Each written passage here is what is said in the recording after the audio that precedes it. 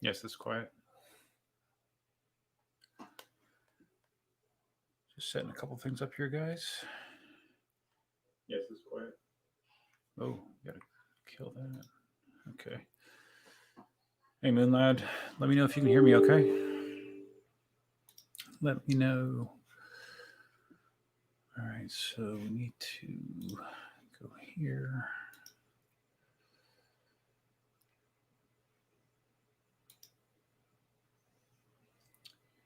Public. All right. Facebook should now be able to see this broadcast.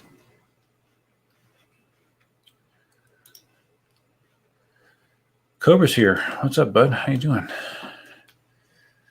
Oh, why am I not seeing comments here? Interesting. I'm seeing the comments in the YouTube interface. I'm not seeing it on the StreamYard interface. Weird. All right, well, that's fine, I guess.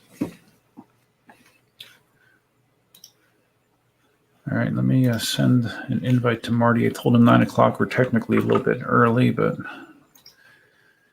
you know, Marty's very busy. Let's see if he's ready.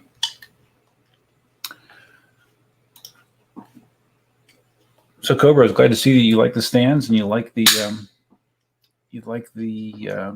mask that Cindy made for you. Looks cool. I saw a little bit of your stream from yesterday, not a whole bunch. I got to check a little bit out of it. Oh, Mike in Tampa's here. Hi, bud. How you doing? Rusty Logics asks, how is the V11? We'll be talking about that. But the Cliff Notes version is, I can't tell you how the V11 is because I don't have it right now. So, but we can talk about that. If you haven't, the last video I did last weekend, I talked in depth about what the current V11 situation is. So we can talk about it more.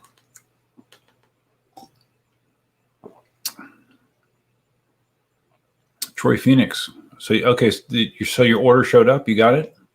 It's sending overseas. You never know how long it's going to take, man. I've had some people like wait a month and a half to get their stand. It's a real pain. Who's that coming? Hi, Elsa. Elsa's here. Sadie's off camera here. Cindy's chilling.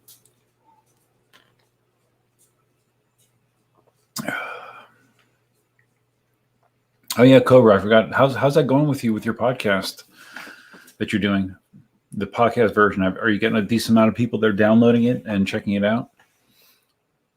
I don't have a super easy way to check how many people download when I turn these live streams into broadcasts.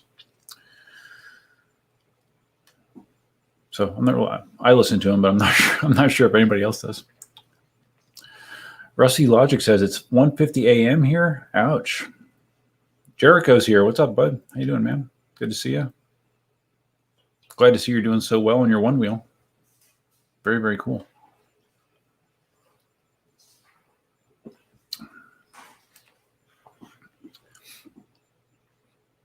Cindy, is that you? She's ignoring me. So how's everybody doing? How's everybody doing? I'm doing okay. I sent Marty the link via messenger. Maybe I should also send it to him in email. Maybe. Let's do that. I don't have Telegram loaded on this system because I know he's very, very tuned into Telegram. Saw that he just posted a video about the valve cover caps on the V11. Something like "Don't use them." I'm curious exactly what happened. I didn't have time to see the video because it's kind of ironic. Because actually, to me, the valve cap covers on the pre-production V11 are better than what's on the production V11. So I'm kind of curious what his issue is.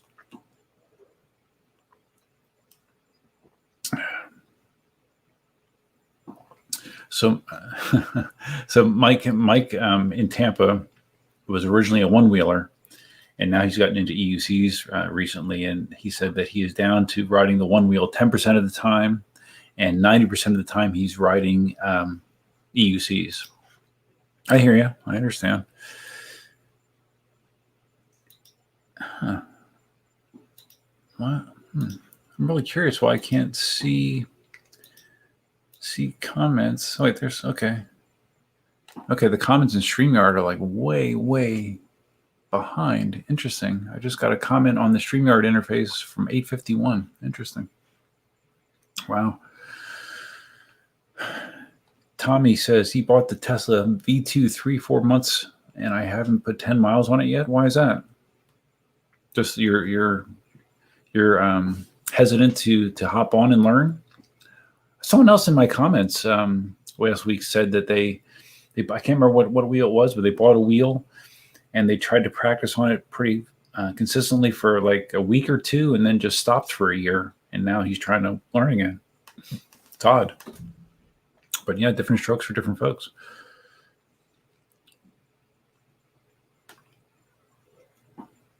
Okay, so Mike is giving the lowdown on Marty's video since I hadn't seen it yet. He said it makes the valve extend further the more subject to hitting. It does. It does, but it's kind of necessary. You need to protect it. Like if you guys are familiar with Zen Lee out in Vegas, works for eWheels, with his V11, his production V11, one of those caps, the complaint about the caps that are on the production wheels is they want to work themselves loose very easily. On his wheel, the cap worked its way loose and he lost it. Or I don't know if he found it later, but it wasn't on there. He hit a rock and a rock hit the valve stem on the shock and pushed it up. That's the reason that it's covered. So yeah, I'm curious exactly what Marty's incident was. But I think you really do need to protect that somehow.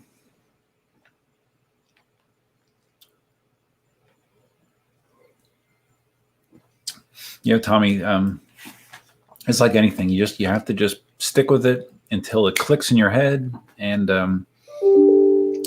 most of my riding is solo. Almost 99% of my riding is solo nowadays. And but I know some people really like the social aspect of it. And let's close my email so we're not hearing that all the time. Most of my riding is solo, but I know there's in areas in like LA and New York, everyone's always doing group rides, and it's a big part of the experience for those people. For me personally, it hasn't been part of my experience, and I still love it just the same. So, yeah, Tommy, I would say keep at it. Wheeler Dan, what am I drinking? Let's see, what are we drinking? We are drinking a Smirnoff Seltzer limited edition red, white, and berry. My alcohol selection is actually a little bit low right now. I'm gonna have to stock up soon. I've been drinking more than I thought.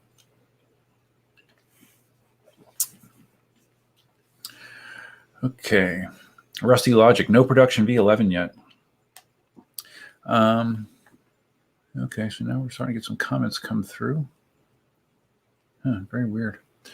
I had my production V11. I had my production V11 for about a week. Again, you probably are going to want to refer back to the videos on my channel, but the Cliff Notes version of it is I did a range test on my production V11. And during the last 20% of that range test, I got stuck in a torrential thunderstorm, raining very, very hard. And obviously I was on my V11. It seemed fine. It didn't, it rode fine, got home. I dried off the outside, threw it on my stand, and it sat there for a week. When I went to take it out a week later, as soon as it started to roll, I could hear an odd noise, and I just hoped it would go away. And I got on the wheel, and that odd noise did not go away. And right now, until the wheel's totally ripped apart, we don't know 100%. But the assumption right now is that it is a bearing issue. It almost sounded like the bearings rusted or something like that, But again, until you rip that thing apart and take a good look at the motor, you're not going to see, because Ulf from KingSong, KingSong rep, mentioned that he's seen situations where water, in extreme water situations where water actually is penetrated inside the motor, and it like rusts, the magnet area and that kind of stuff. And he seems to think that noise is coming from that. So I don't know. Until that motor gets ripped apart, we're not going to know 100%. But long story short, Partially as a result, Inmotion is going to be changing their bearings from a metal capped bearing, which is called a Z style bearing, to a rubber seal bearing, which is called an RS bearing. And the only reason that I knew what kind of bearing was in there was thanks to EcoDrift, that the site in Russia. They did a complete teardown of the V11, and part of that teardown was them identifying the bearing type on there. And that type of bearing actually concerned them enough that they immediately pulled that bearing out and put a rubber seal bearing in themselves. So Inmotion is going to be doing that with their second batch wheels. That is my understanding currently. Leo is here. Hey, good night, man. Robert says group rides are addicting. I wish I could say that I know, but I don't think I've ever ridden with more than like 3 people. And it used to be, you know, like me, Cindy, Cindy's daughter, and Cindy's boyfriend. That was our group rides. But we haven't done that in a long time either.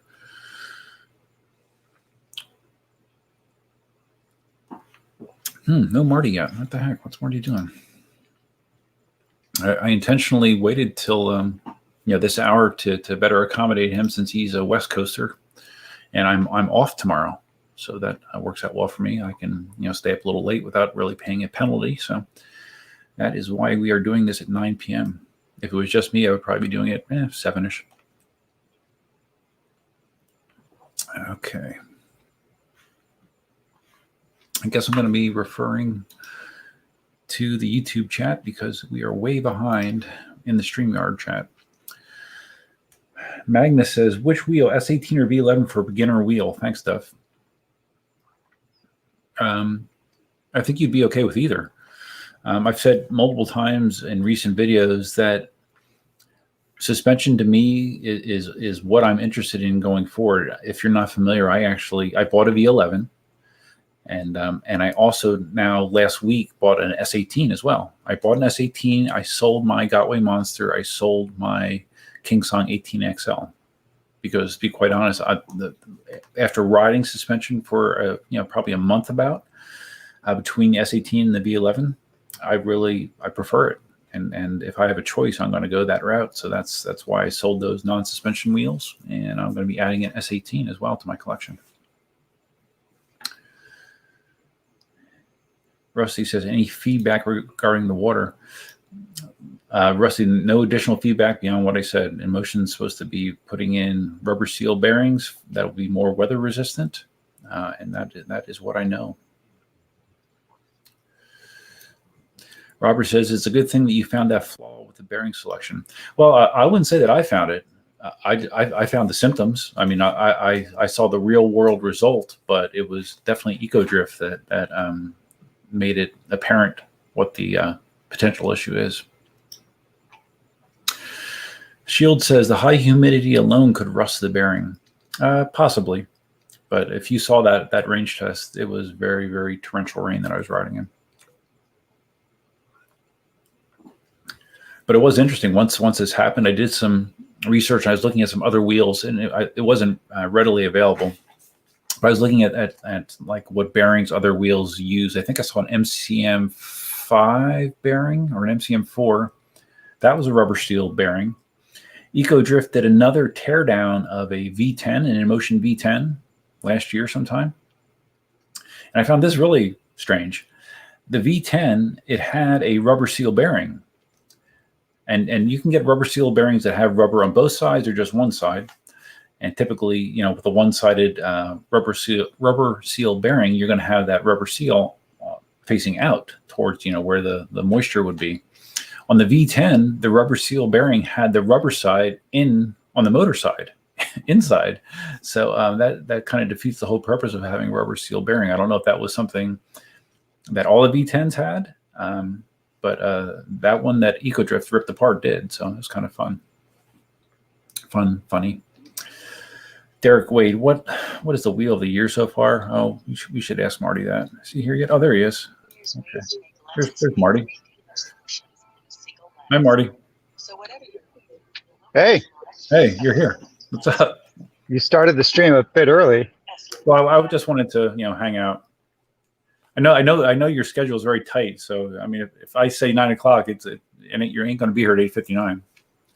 You're joking, right? No, I'm joking. My I'm schedule, drinking. man. I gotta go to work in 20 minutes. Yeah, poor guy. Must be tough. Retired life. I was just talking. I saw as I brought up YouTube, I saw that you posted something about the valve caps on the V11. I didn't have time to watch the video. So what, you had some sort of issue with the valve caps? You didn't watch my video? I'm hanging up right now, Duff. Sorry, I didn't have Come time. on. I'm still. He's always busy. What kind of crap is this, man? Look at this guy. Duff invites me on, and then he doesn't even watch my videos. But you know what's funny? It's So, ironic because one of the comments that I've made with the production V11 is the valve caps are actually worse than what's on pre-production, because the ones on production have a tendency to want to turn themselves off, and that's exactly how Zen Lee messed up his valve on his V11, because his cap fell off and then a rock got in there and pushed the valve stem in. well, let me tell you my experience then. So yesterday I took the V11 to my first true off-road mountain ride. Trails. It's actually the toughest trail that we. And you're breaking up there, Marty. Marty's frozen. Can you hear me still? I can hear you. Yeah, your video is frozen, but I can hear you.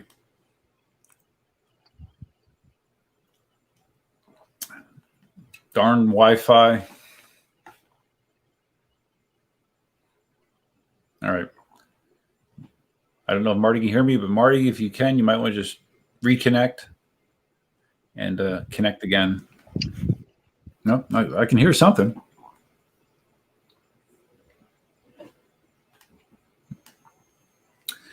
Okay. So Marty will be back in a second.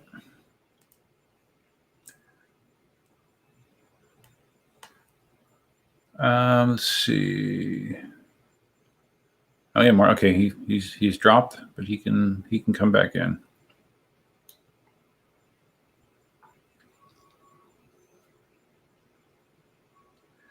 Troy Phoenix losing you, Marty. Marty needs a Wi-Fi repeater. Yeah, I wonder if he's on his phone. I happen to be hardwired to the internet.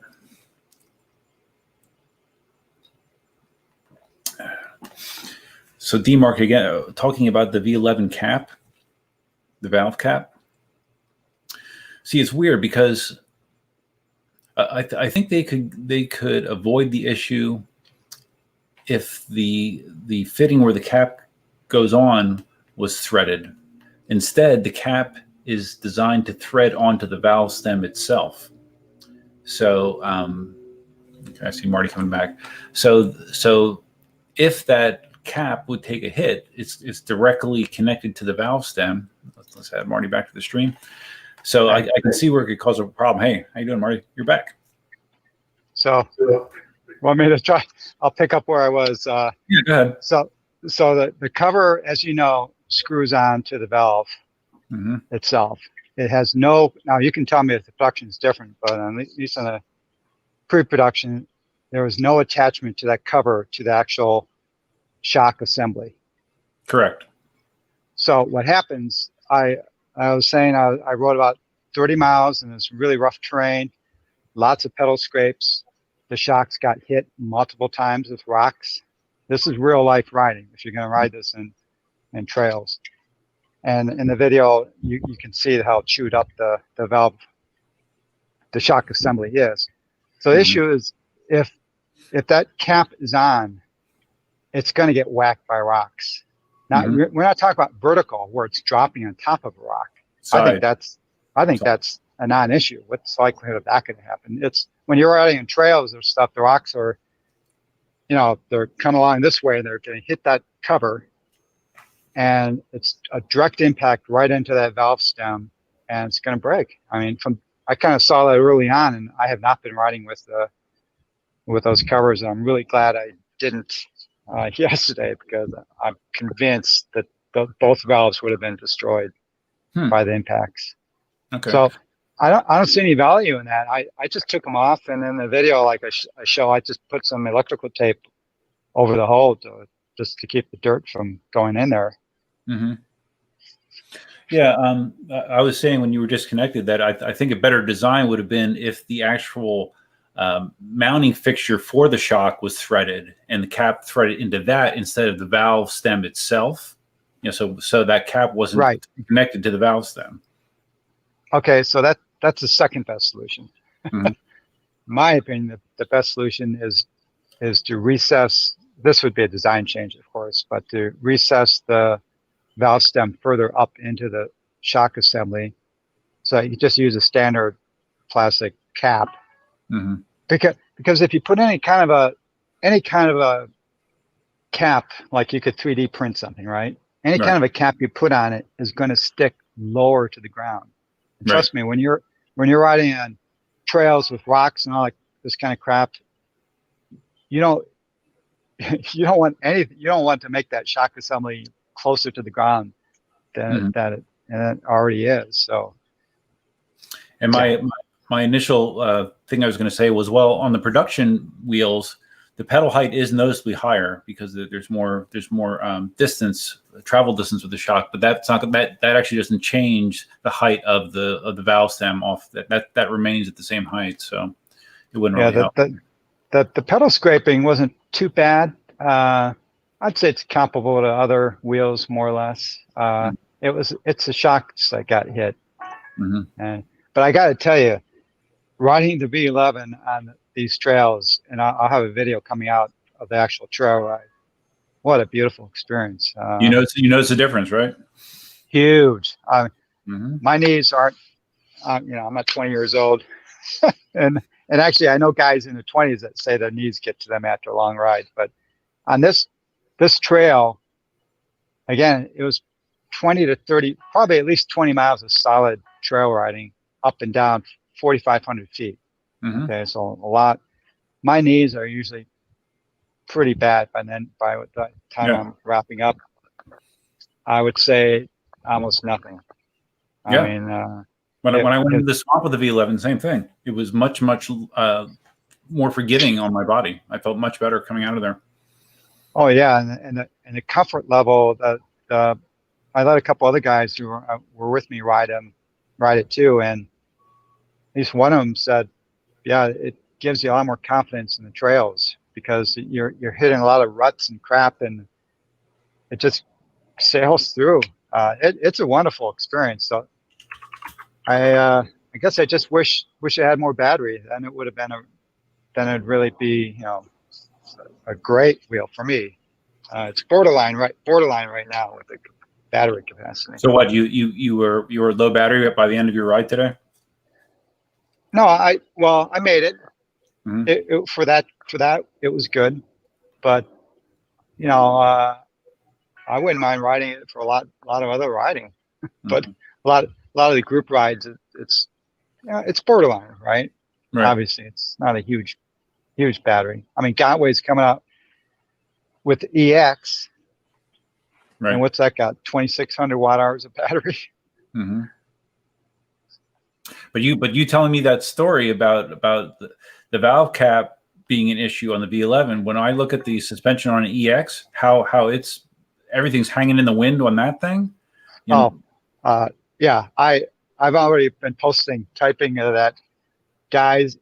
That EX, I don't care how good it is, you are not going to want to ride this thing on any trail, anything that has rocks or anything that could potentially hit. Do not do it, because if the V11 was getting beat up, like you say, these things are just they're hanging in the wind. They're sticking farther out from the tire. They're going to get destroyed. So I think the EX is going to be a street machine. Yeah, I agree, because the air tube, it's the air tube and the one rail is what's hanging down. So one, if not both, are going to get bent very, very easily. No, I won't. By the way, Jason said he's going to be sending me the EX. Oh yeah, you mentioned how soon are you supposed to be getting that? Well, early in the week or the weekend, something. He said. Are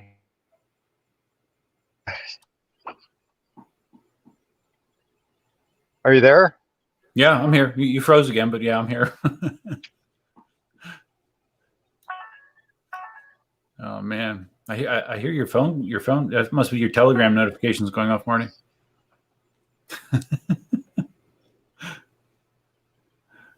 and guys, I apologize with the chat. Yeah, I hear you. Can you hear me?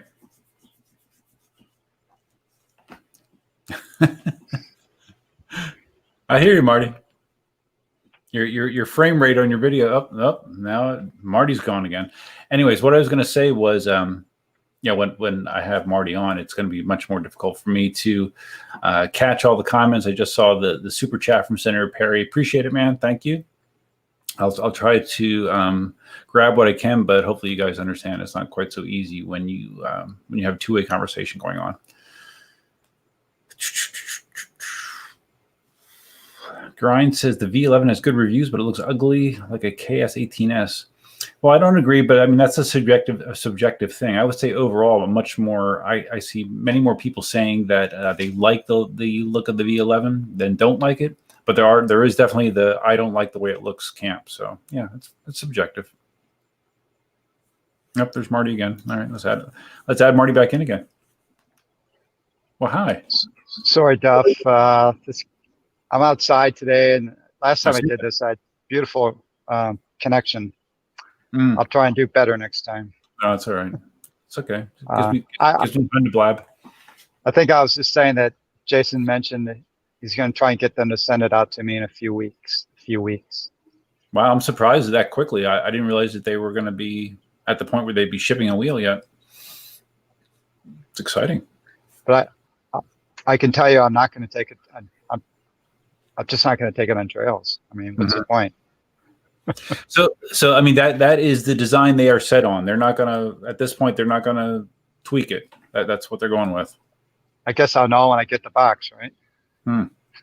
Yeah, it sure looks like that's the design. Well, yeah, all the videos are that design, but it's kind of an odd decision. I think the consensus is that they were caught flat-footed with suspensions and they threw together something. Yeah, that's the impression I got as well. And they should have stole Inmotion's design. I don't think they're ashamed to steal anything else. So why not? I don't think they are either. Someone, let's see, Bob asked this question. I actually was going to ask you this as well. I did see your video, your range test video, the V11, and you're frozen again. And I don't know if you can hear me, Marty. At least you guys get to see like these nice stills of Marty's face. That's good. Okay, so when Marty's back, we'll pick that back up again. But yeah, I was curious about. I saw his video on the range test where the V11 suddenly went into low power mode and tilted him back, and then he was unable to recover from that point. So I am very curious what happened after that. Let's see, is Marty going to get back in? I wonder if he can move to a spot that's closer to Wi-Fi or something, or closer to his router. Okay, Marty, can we expect an overheat hill test? Leo asked about the overheat hill test with the V11. Yes, Marty did say that he is planning to do that. That's the last thing he plans to do with the V11. That is what I heard. Paul A says the Chinese don't have intellectual property. Yeah, it seems that way, doesn't it? Several people asking about overheat hill.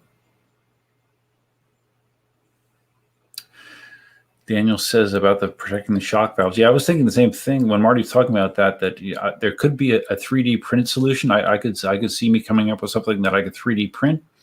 But the issue is you would probably be adding additional width to that cap, and then adding additional width actually decreases the clearance below. So that could be a potential issue. So I don't know. Luckily, I don't go in the kind of rocky trails that Marty does, so I don't have that kind of issue. At the swamp, I have lots of bumps, but nothing massive, no massive rocks or anything like that. So it's fine for me, but I can definitely see it could be a problem for hardcore trail riders. Troy says, I would go with the V11 over the KingSong. I feel very, very lucky that I don't have to make that decision. I get to I'll get my V11 back, and I have my black matte S18 on order, and I'm actually quite happy to have the luxury of both of them. Marty's back. Oh, he's changed location. Maybe he's closer to the router now. I don't know. I'm pretty close to the router now, so if it doesn't work, it's not meant to be. Yeah, now your video looks good now. All right. So what were you saying? What were you saying about the? I'm trying to remember. I don't know. Maybe it doesn't matter. Oh no, I know what it was. Someone asked in chat, and I was curious as well because I hadn't heard any further information about what happened, what feedback you got from Inmotion regarding the sudden power loss on the V11 on your range test. Oh yeah, see, Duf. Now this is why you should run your test down to 0. Then you would have been the first to discover. Yeah, yeah. I'm so sad that I didn't do that. Actually, it would. A lot of people are curious how the production wheel behaves. So it kind of, maybe next time you use it, don't charge it the next day. I have to first get it back to do that. Oh yeah, I totally forgot. You don't have it. I don't have it. Oh well. So no feedback from. It's been a couple of days now. Yeah, no feedback. Liam seemed. I got the impression that he didn't think it should do that, and he was surprised when I told him that it did it with Zen's wheel, and Zen has a production wheel. Zen did the same situation, and he had the same thing happen? Well, I guess he was out riding with some guys, and he didn't charge it. Basically, yeah, he ran out of juice, and the same thing happened. It tilted back, and apparently it's very sudden. I mean, you've had some bad experiences way back in the Ninebot days. You remember the the tilt back? Well, this thing was like that. Thank God I think I was going probably about 18 at that point because I wasn't trying to go really fast. And all of a sudden, just the lights dimmed and it just. Well, what I thought was weird that there's no audio feedback, right? Like it just tilted you, but there was no warnings, no beeps. It just started to tilt you. Nothing. That's crazy. Okay. I mean, at 15%, somewhere between 10 and 15%, I was expecting to start hearing every other wheel on the planet starts beeping, starts giving you like, okay, you got to slow down and something's going on here. And this was like just nothing. So. Well, if my understanding of the go home mode is accurate, so that's a situation where you should be able to turn on the go home mode, and then it allows you to continue at a slower speed safely. I think that's the way it's supposed to work. Yeah. Does anyone really know? I mean, it sounds reasonable that they'd probably like maybe beep and limit your speed, maybe 10 miles an hour or something. And well, I saw you tried to turn it on, right? I saw you tried to turn it on in the app, and it wouldn't let you. It would let me, but a couple times when I threw the toggle switch, the battery jumped from 15% to 30%. Yeah. Huh. But it didn't do anything. The wheel was still just it was still in this tilted state, and it's so strange that it tilted forward like that. That's very, very weird. But remember, mine's a pre-production, so who knows what's going on. But I think the good news out of that scenario, outside of that last part of it, was that it seemed to do very minimal speed limiting to you up until that point, which was cool. Yeah, I mean, somehow I think maybe that's a bug because I wasn't getting any. I mean, you'd think at 15%, it maybe should have been doing a little more speed throttling than what it. Yeah, so it was a great wheel. It is a great wheel. I have no. As you know, I don't generally don't go above 25, and if I do that, that's probably only going to be on the Sherman. Right. So speed, I have no issues. Range is pretty decent, and mine is smaller than yours, the battery, right? Right. And production wheel is 1480 watt hours, I believe.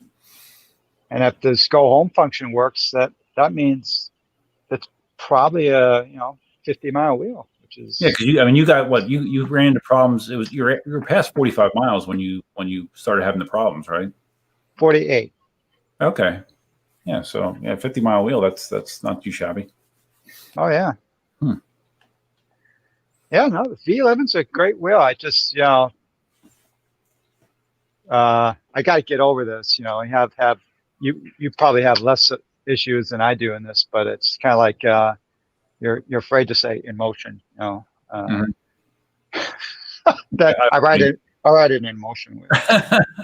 I do not have any issues with it whatsoever. So what do you think about my decision to sell two of my non-suspension wheels to get a second suspension wheel? Do you think that's a wise decision or a dumb decision, considering my age?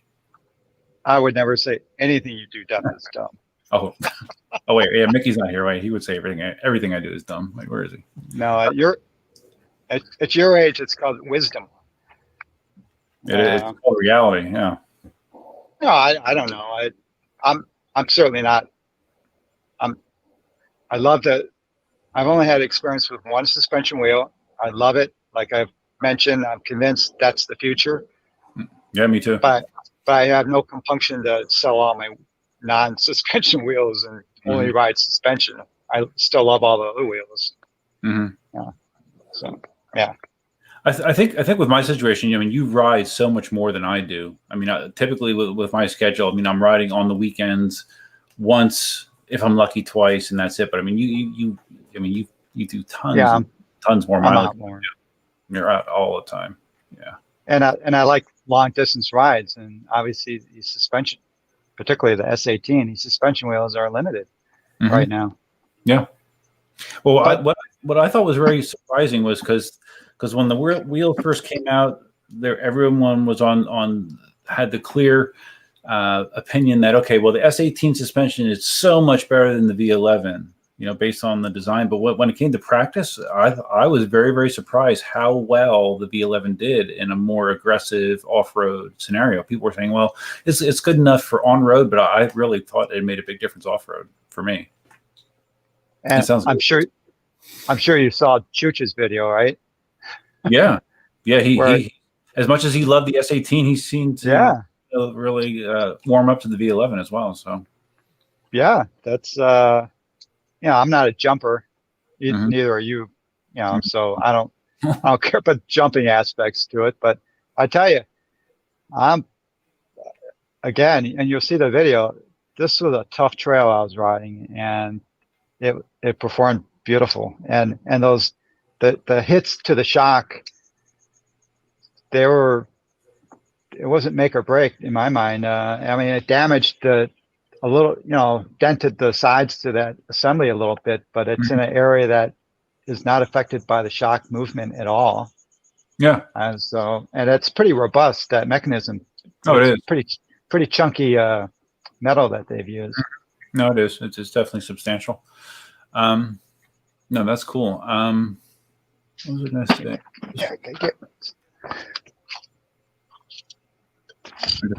I'm checking the comments here. You guys are saying all kinds of stuff, and unfortunately, I cannot read it all. Unfortunately, do you have notes, Marty? I love them. Oh, just a few things. I don't know. Hey, is the Sherman back together yet? Well, as soon as I hang up with this, I'm going to go back in the workshop and continue putting it back together. Oh, so you started? Yeah, I'll have it running tonight, unless something bizarre happens. Yeah, I figure the worst part was changing the tire, because I kind of hoped, maybe they'll send me a new motor with a tire installed, right? But no, they didn't. They saved some expense there. But the pedal hangers were installed, so that was good. And all I had to do was change the tube in the tire. What's the pedal hanger design on the Veteran? Is it conventional, like a Gotway with shims and all that shit, or what's the setup? All that shit. All that shit? Oh, too bad.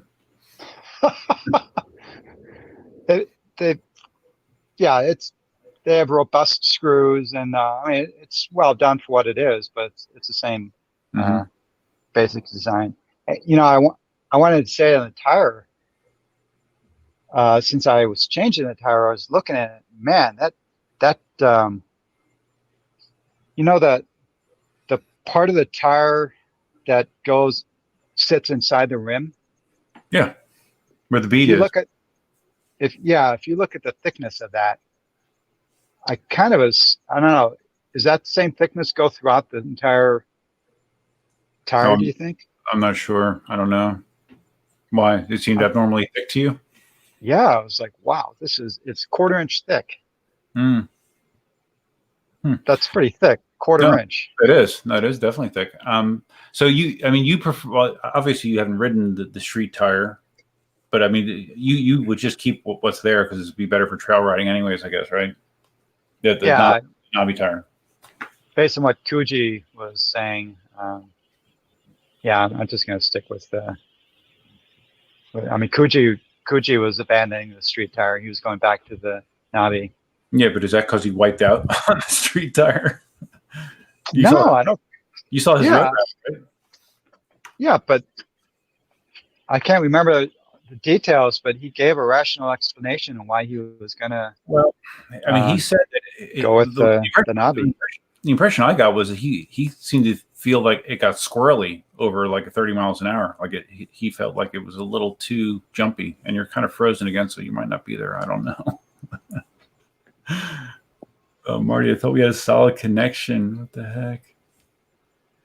Okay, so Robert, Marty, you're kind of there. Yeah, Robert confirms what I heard Kuji say. Paul Greenlee says, I'm out. ZZZ.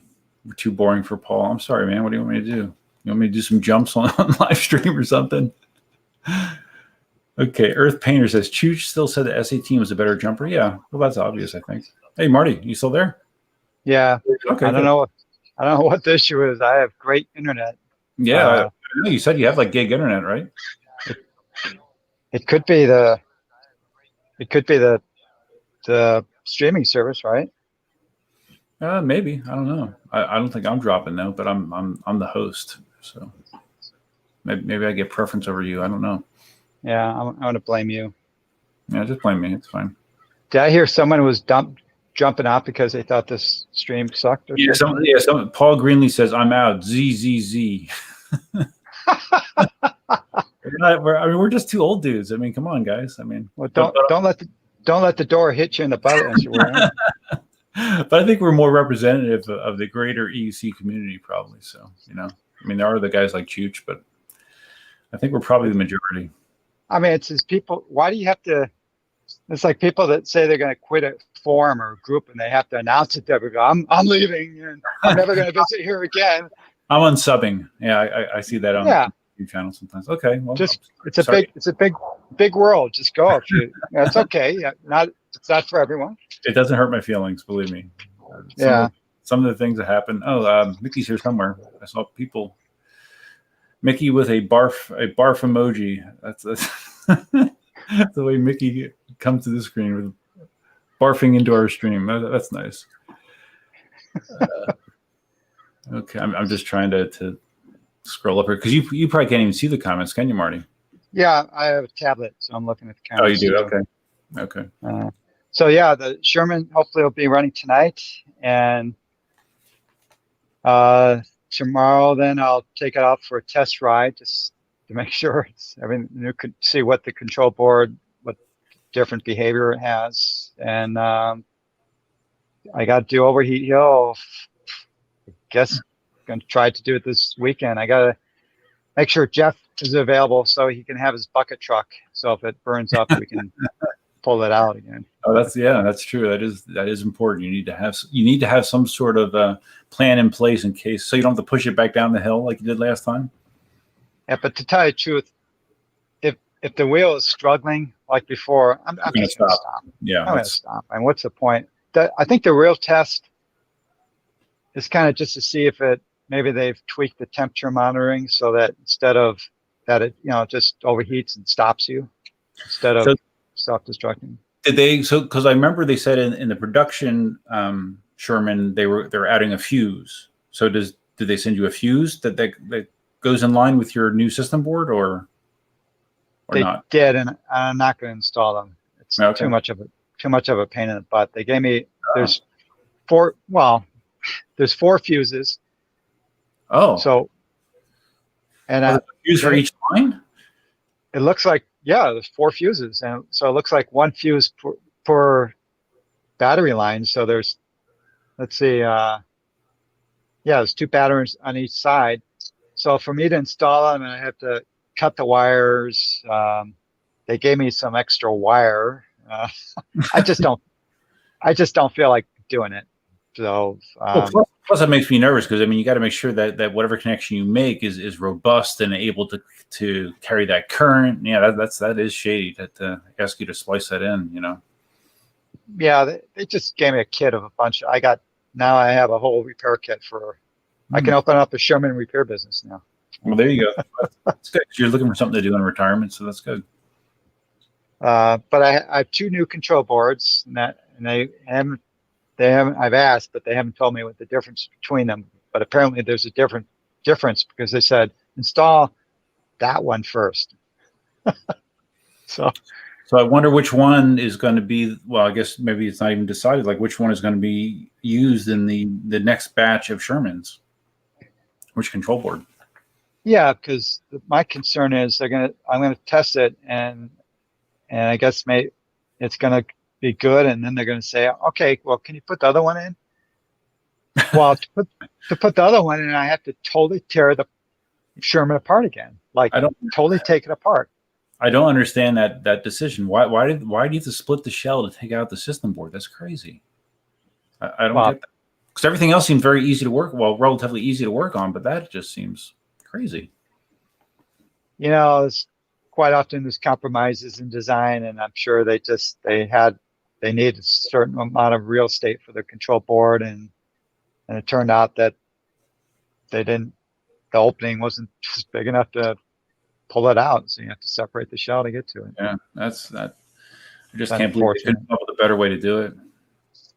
But I got that, and I got those like almost 2 weeks ago. That was pretty quick. But the motor, apparently, that was because it's not a new design, but they have the heat sheathing on the cabling, which is not that big of a deal, but it's definitely nice.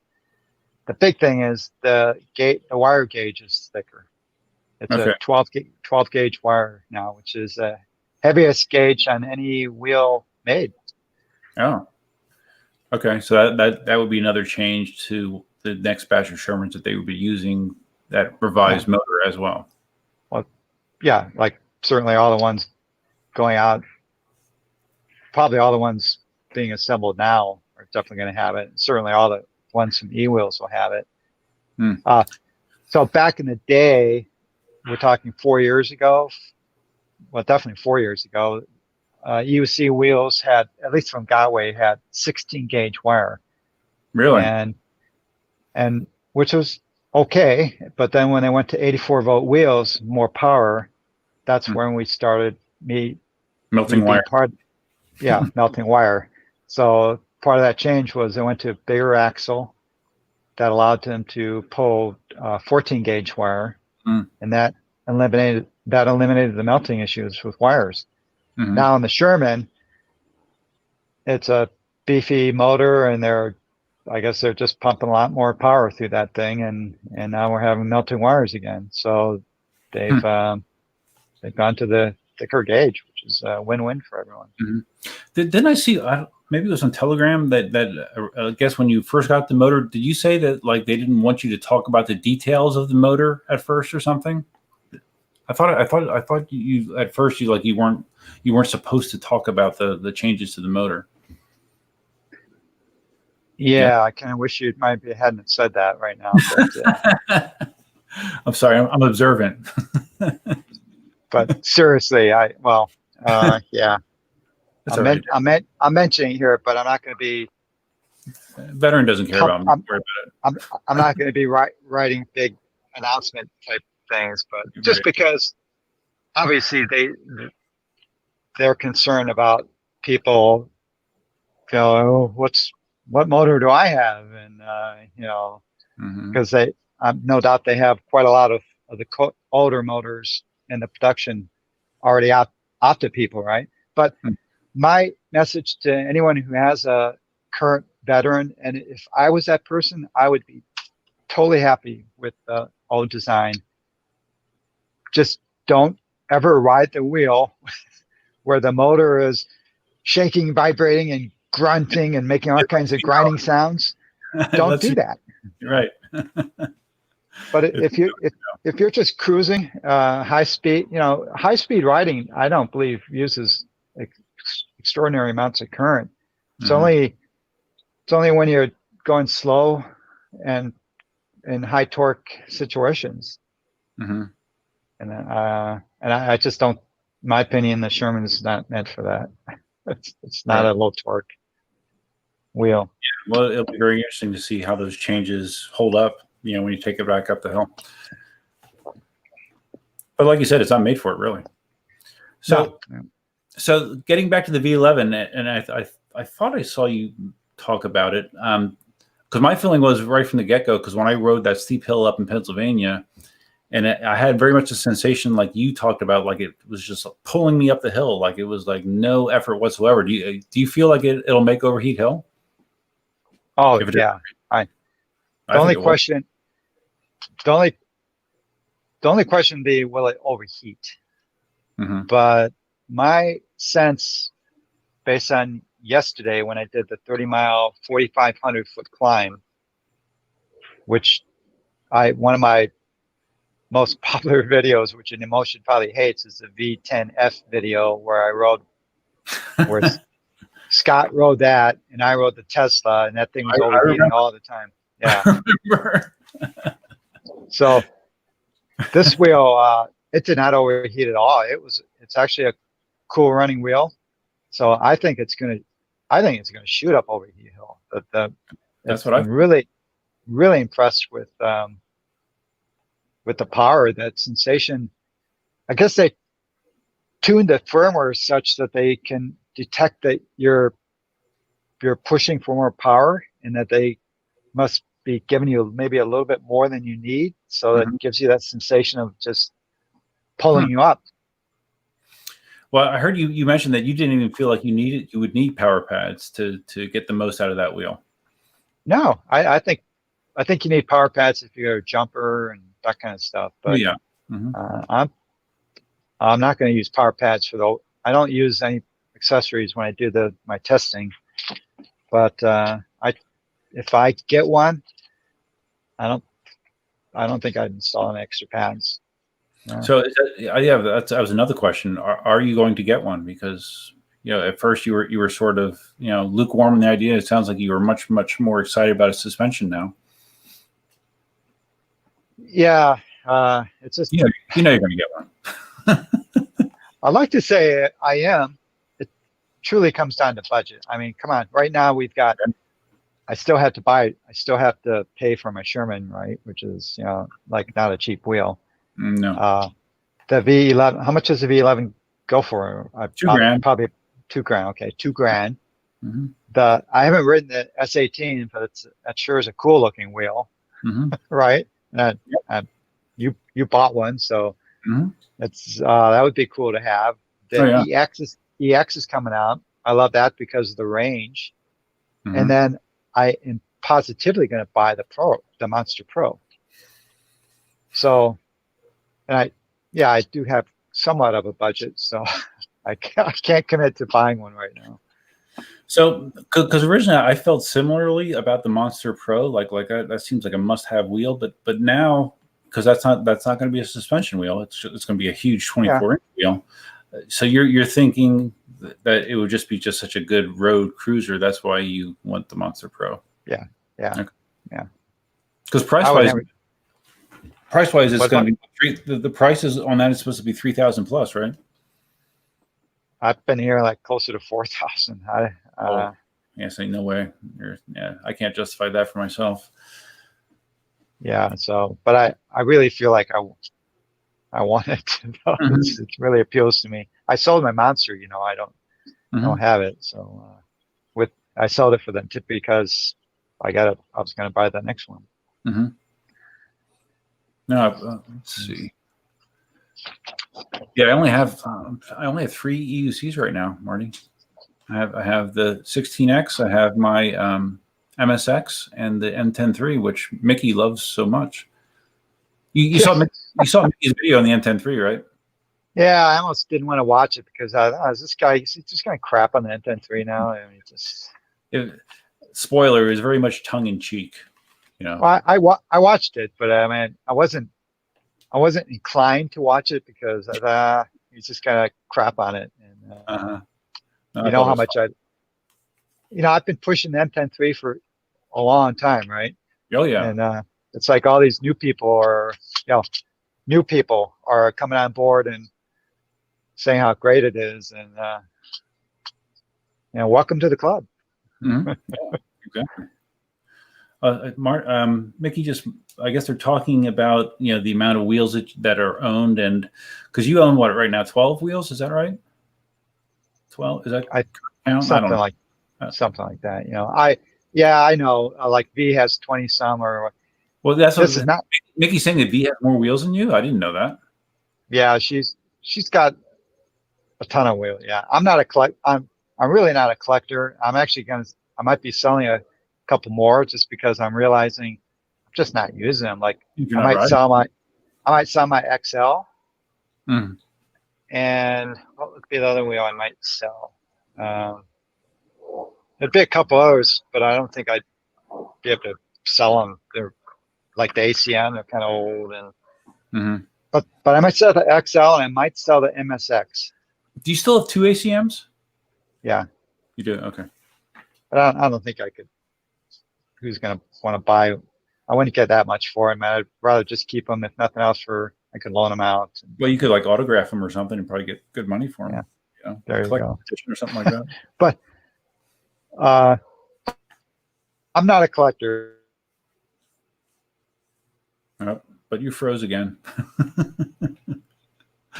Okay, I'm loosely keeping track of the count of V's wheels in chat, and supposedly Cobra says that she has 15 wheels. Really? Oh my God. Am I back? Yeah, you're back. Your video is a little grainy, but you're back. Okay. Yeah, I'm not a collector, and I've told people forever that I might look like I have a lot of wheels, but I personally know people that have more wheels than me. They just don't take pictures of them all. Mm-hmm.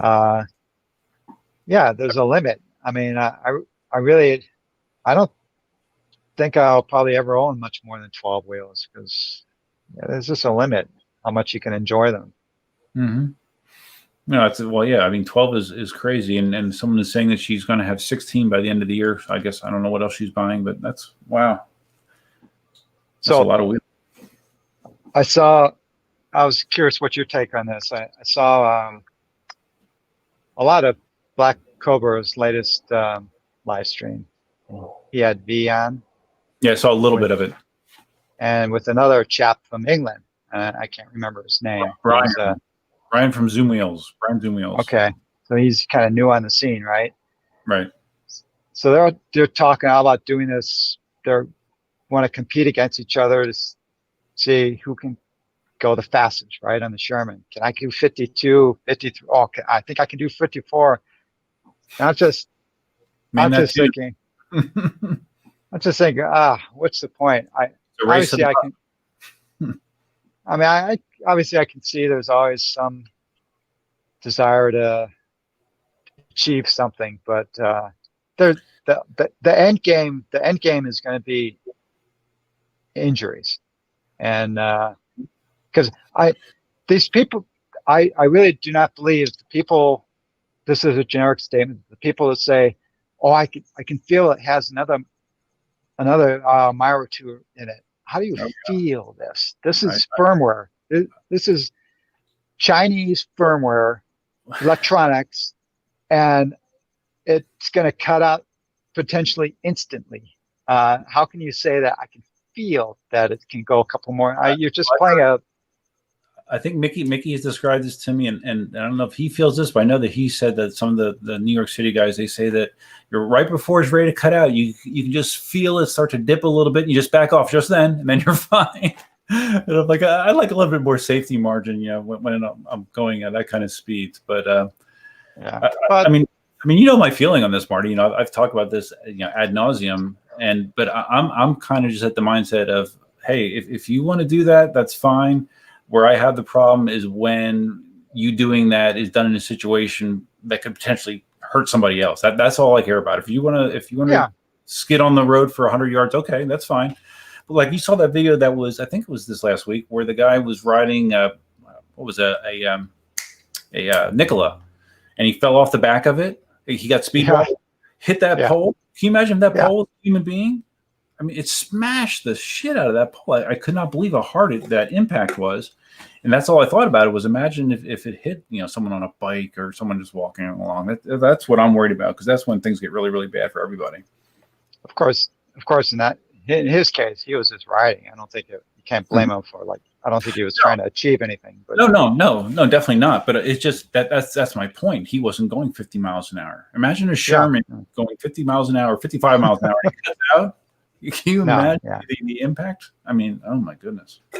No, I assume they're going to do it safely, and obviously I don't care. I don't lose any sleep. But I just personally, I kind of literally, I think I'm yawning at this now about, oh, okay, well, you can do 53. It just does nothing for me. Mm-hmm. Yeah, well, I'm the same way. I mean, it's fine, and at least I know V. She's very geared up when she's doing this stuff, and because I think I commented on the video where she said she was doing 52 about are you doing it in a safe way? And she says that she makes sure that it's an open area where there's not obstacles and that kind of stuff. So I mean that's good, but I just hope no one gets seriously hurt as a result. Just for the views, 'cause that's what it seems like. It's just like hey, that it'll make a great thumbnail. 53 miles an hour, 54 miles an hour. What I care for speed is to know. And it's useful because I'm never going to go 45 even, but I appreciate the people who ride these wheels at 40, 45, and they appear to be very safe at those speeds. That's great. But to push to see what's the absolute max speed I can go on one of these wheels. Mm-hmm. Man, things could go really wrong if you fall the wrong way. No, definitely. I don't know. So not for me. I'm watching some of the comments and someone's mentioning and I've seen the same thing. You see motorcycle racers, that sometimes you'll see these guys crashing at 100 miles, 150 miles an hour. And because of their gear, they basically hit the ground and they just slide, right. So I think it might give some people a false sense of confidence, because even if you are totally geared up, if you impact something, like if your neck hits a pole, your gear's not going to save you. Yeah. So, but a motorcycle crash is fundamentally different than an EUC crash. And an EUC cutout, the wheels rotate and you rotate and hit the ground. You're not motorcycle crash. Motorcycle is sliding with you, and I don't think that translates. Yeah, there are some differences for sure. I get this question a lot. Games Dean, may I ask your ages? I think I'm older than both of you. Well, Marty is 45, and I'm 38. How old is he? Well, he says that he thinks that he's older than both of us. I'm 52 games, and Marty is. I turned 60 in 2 months. Okay, yeah, I didn't remember when your birthday was. Okay, pretty soon. No, that's cool.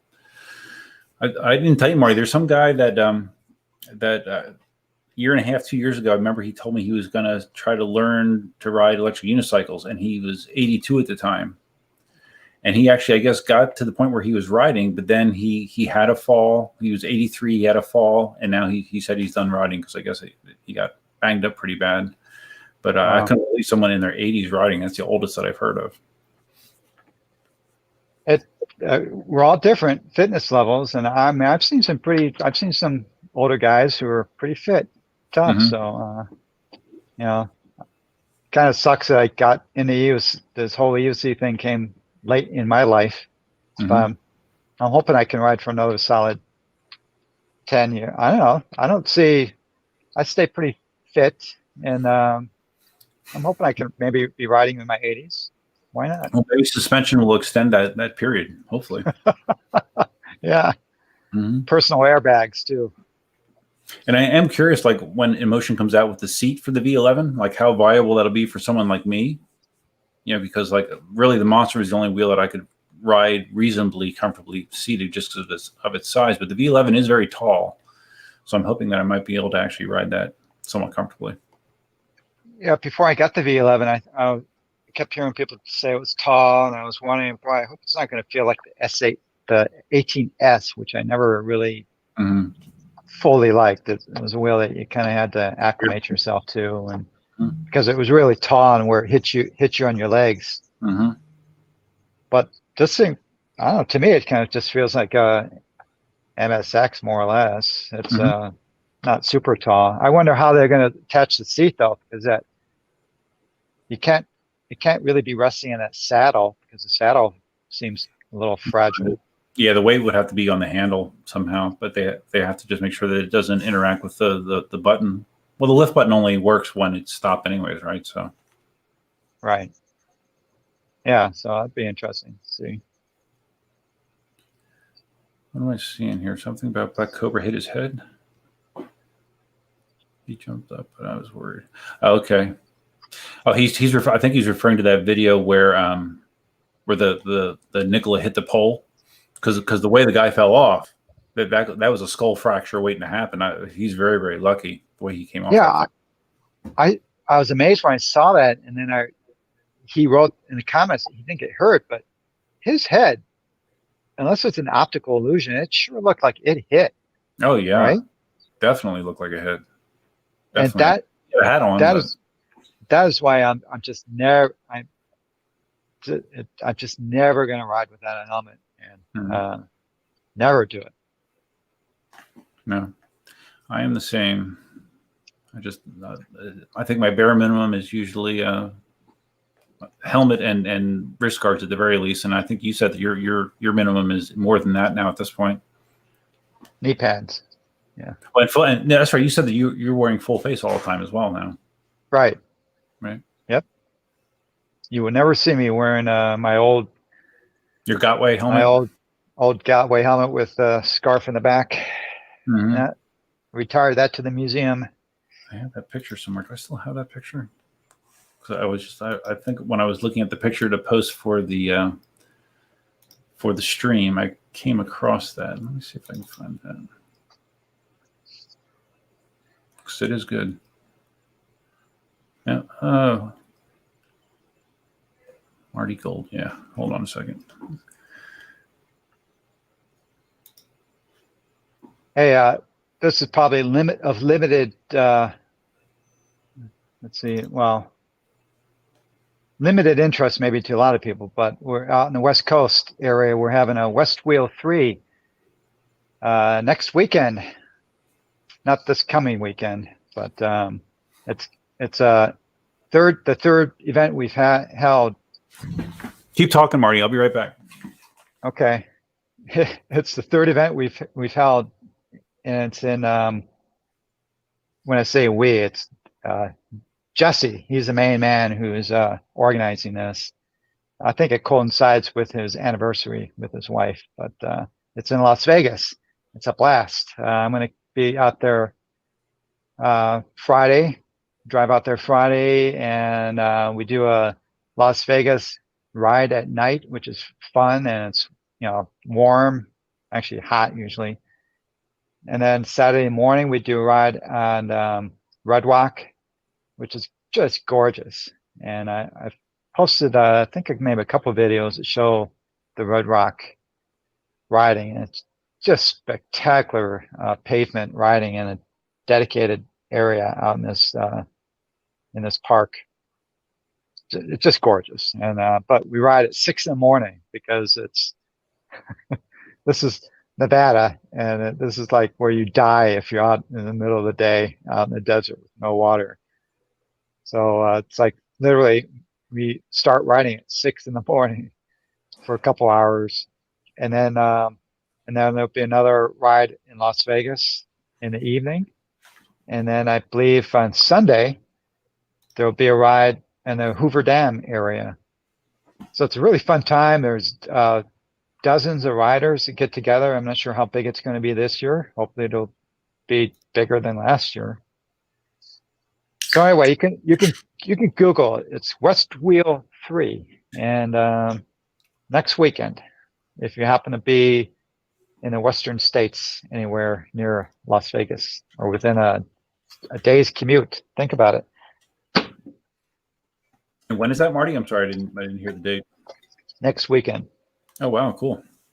Friday, Saturday, Sunday. Are you going to take the V11? I'm not sure. I'm not sure what's. It depends what Jason. Jason doesn't say anything. I'll be taking the V11 and the Sherman. But if he says, "Hey, can you pack them up and send them someplace?" then I won't be. So I wonder if the V11 is supposed to go to New York City next, because I know that they have the S18. So. Well, so Sean, I keep forgetting what I think. I think he's. Is that his? Yeah. I used to call him Hassang, but I guess he calls him Sean. So Sean, yeah. So Sean, I don't know if you saw, but he has a V11 hosted by another competitor to eWheels. So I don't think that Jason would be sending him the V11. Isn't that weird? Like because Jason did send him the Sherman. It went to Sean. Yeah. It's weird how that different sponsors just kind of slide in and out with some of the different riders. Well, I think it is that some people have no loyalty. Mm-hmm. Yeah. I mean, kind of all seriousness, I'm loyal to Jason. Jason's been really good for me, to me, extremely helpful to the community. I love everything he does. Like right now, he's holding up a lot of shipments and Shermans just to make a better wheel. He could forego that and just be shipping these guys out, right? Mm-hmm. And so yeah, I'm a big supporter of Jason and eWheels. I'm sure they're not perfect. I'm sure every once in a while an order gets screwed. Mm-hmm. And I'm the same way. So yeah, I thought that was weird that it just like it's dealer of the week. Whoever sends the wheel is who they're pitching that week. It's kind of weird. Am I back? You're back. Now you're back. Little grainy, but you're back. No, now you're gone. What's up, Troy? Marty, I think I might hear you. God, there's so many comments that are up. Marty's gone again. Moonlad says Marty doesn't even look old. No, Marty doesn't. Marty looks good for his age, I think. I'm just picking random comments, guys. Random comments. I see Mickey's entertaining the chat. I appreciate that, Mickey. Thank you very much.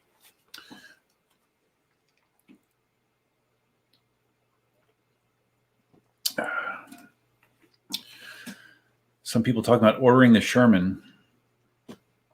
So I've half been thinking about a Sherman, but then I consider the Gotway EX, because that is going to have suspension. Although it's probably not a suspension that I'd want to take off road very much, but that is supposed to have a suspension, and the specs would be similar to my MSX. Capabilities probably maybe better than my MSX.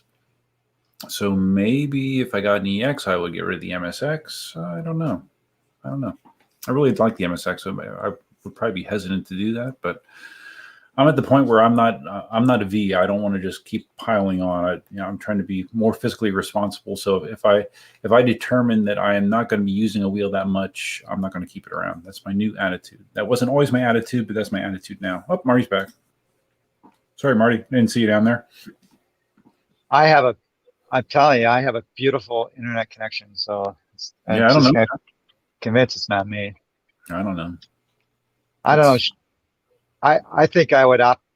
I wouldn't recommend a Sherman to you. No, I mean, knowing how you ride, and I think the Sherman is all about higher speeds and range. And do you really need a wheel for yourself that can go 60 miles without worrying? I mean, I don't think that's you, right? No, and I don't know if you heard that what I'm thinking to myself when I'm thinking out loud is if I could get a Sherman or an EX, and the EX has suspension, albeit something that might just be okay for the road, the EX is going to have more than enough range that I need, more than enough speed than I need.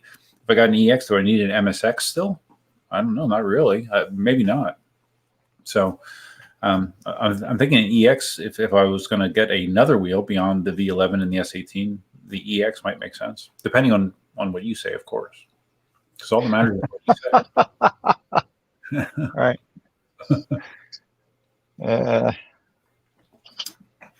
Okay. Marty, there's so many comments that we missed. All I see is Mickey giving us compliments in chat. That's hard to believe. Yeah. You say that jokingly, right? Yes, of course. He's probably crapping all over us. Oh, Mickey says he'll take my MSX. Okay. All right, Mickey, that's the deal. I'll have you I don't know. We can do a barter system. I'm not sure what I would ask of you, but who knows? Does he still have your M10-3? No, that was a while ago. He shot that. Geez, how long ago, Mickey? Month and a half, maybe? Yeah, no, he has not had the M10-3 for a while. Mickey simmers on things. His videos are production, whereas my videos, my videos are like 60 minutes, to edit them, and Mickey's are like 60 hours. Right. With Mickey, it's all about the color. Yes, the color grading is very, very important. Do you color grade your videos?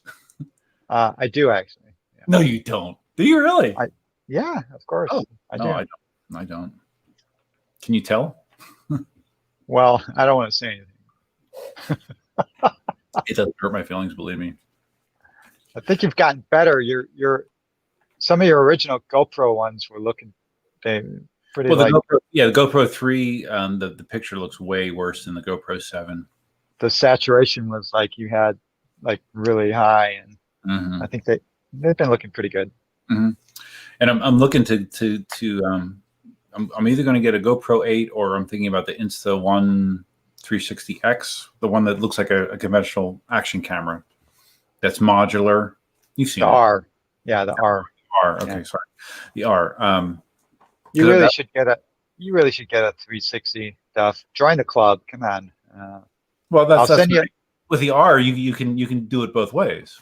That's the cool thing. Yeah.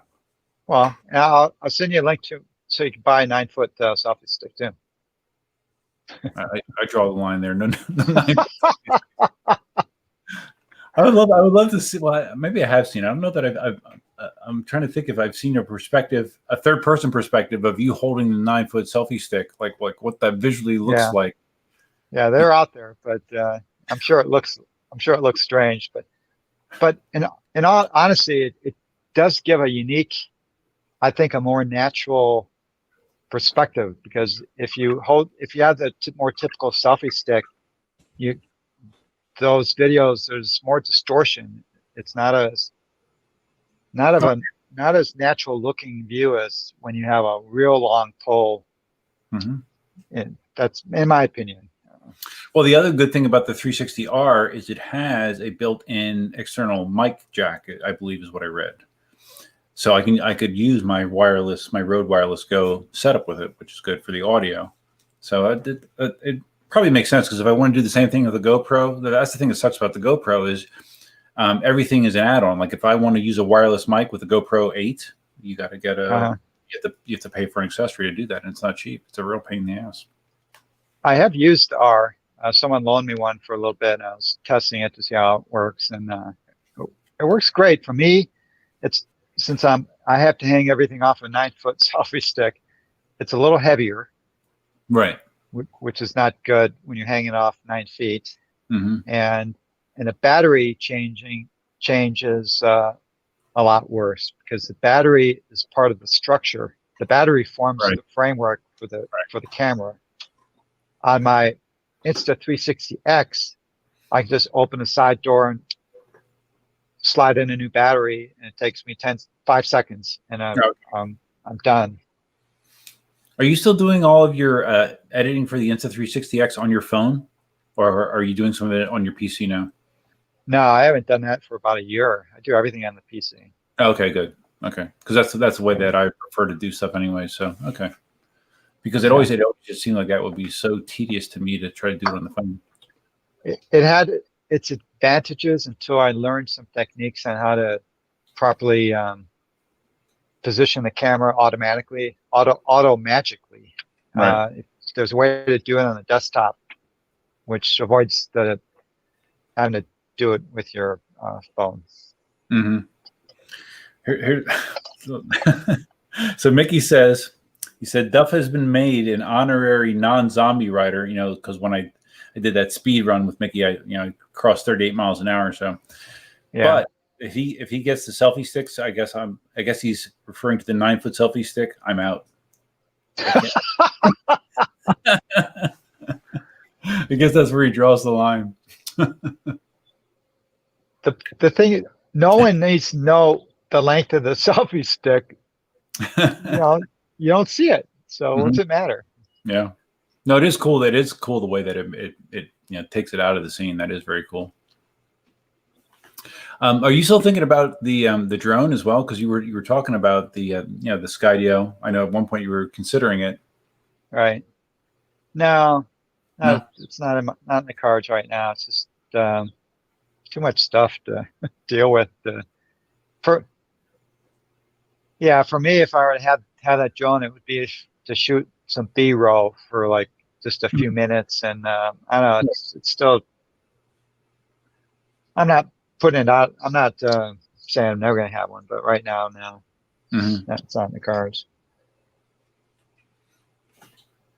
Everybody's hating on the selfie stick.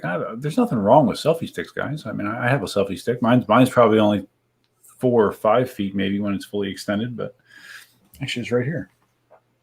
Yeah. So I don't get it. What if I had a 20-foot selfie stick? What would it matter to the people watching the videos? I don't understand what the issue is. I don't know. I'm not sure. Okay, Cobra has a Skydio on the way, Black Cobra. Someone, XRev Ride says, Duff, do you need a permit for the Skydio? I know we need permits to fly drones here in California. The Skydio should be registered with the FAA. As far as I know, you do not need a permit as long as you're following the FAA regulations. That's the thing that's a pain with drones, Marty, is, technically, with some of the places that you ride, drones technically might not even be allowed there, and because that's always right. It's getting more and more restrictive all the time, unfortunately. Who cares? I mean, technically, a lot of places I ride, I'm not allowed. But I've yet to find a ranger or anyone on any trails. But watch out if they watch YouTube, because you know what happened to me. Yeah, I know. Yeah. That's true. That video has like the most comments of any video that I have on my channel.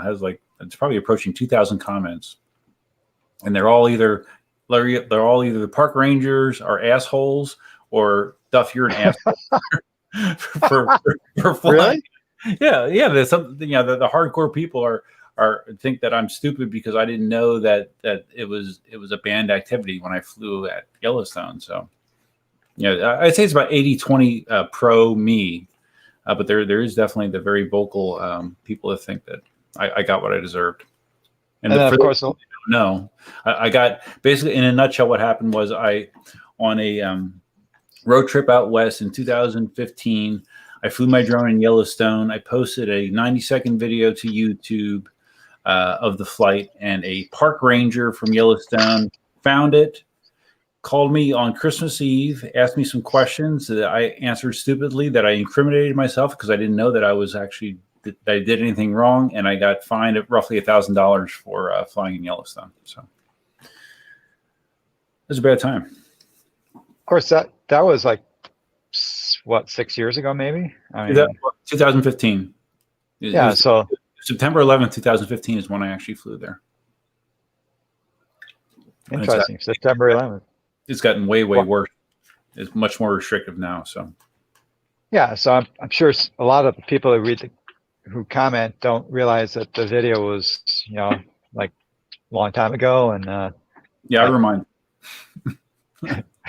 I think now, everyone would realize, you can't use drones a lot of places. Mm-hmm. Yep. But they are fun, and I do like the perspective. Yeah, I definitely like the perspective that they give you. But Mickey just got a new drone too, actually, not so long ago. So yesterday, we had to quote break the law to ride. So had this ride scheduled up in the mountains to we go from a town called Pasadena.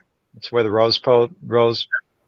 I've heard of it. Parade is. Yeah, so we ride from there up to Mount Wilson. It's 4,500-foot climb and trails, and it's great. A lot of people hike the first couple miles. Is that where the observatory is, Mount Wilson? Yes. Okay. So there's a lot of people that hike the first 1 to 2 miles. They usually don't go much higher than that, but popular spot. So of course, COVID-19, they shut everything down. So we arrived at the entrance, and they have it locked off, big locks and everything. And so the three of us are debating how to potentially climb the fence, how to get in. And then it turns out there's a car there, and someone comes, they get out of the car and say, if you continue here, I'm going to have to call this in. Really? And turns out that there's about, are you still there? No, I'm here. I see you. No, I see you, Marty.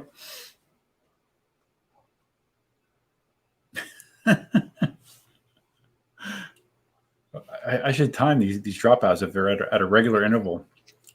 Maybe it's like the rolling brownouts that they have in California. I see you, Marty. Say something. I'm back. Okay. Yeah. Sorry about that.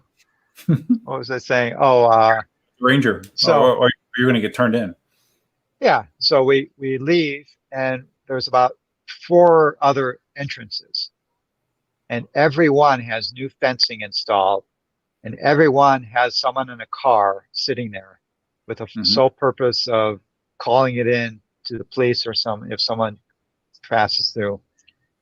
It does drive me crazy. I'm not. I don't know if this is a term, anti-COVID-19 or anything, but the fact that you can't go out in nature in the mountains because of this, to me, is insane. So we ended up, because they can't fence the whole mountain in. So we ended up just keep riding until we found a spot with no fencing, and we were able to go through the brush and stuff, and finally eventually get inside and continue on our way. So did they have those trails open for a period of time when they initially started relaxing stuff, and then they closed them again?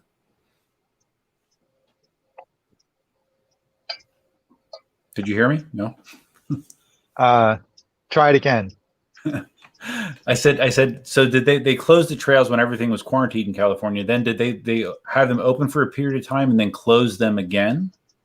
Yes, they opened them for a couple of weeks, 2-3 weeks maybe. They were open. I just think it's crazy. A lot of the beaches, closing the beaches, or you can't go in the water, or I don't know. Get me going in this. I just think it's so much of what they've done. They being the government. I'm okay with established rules.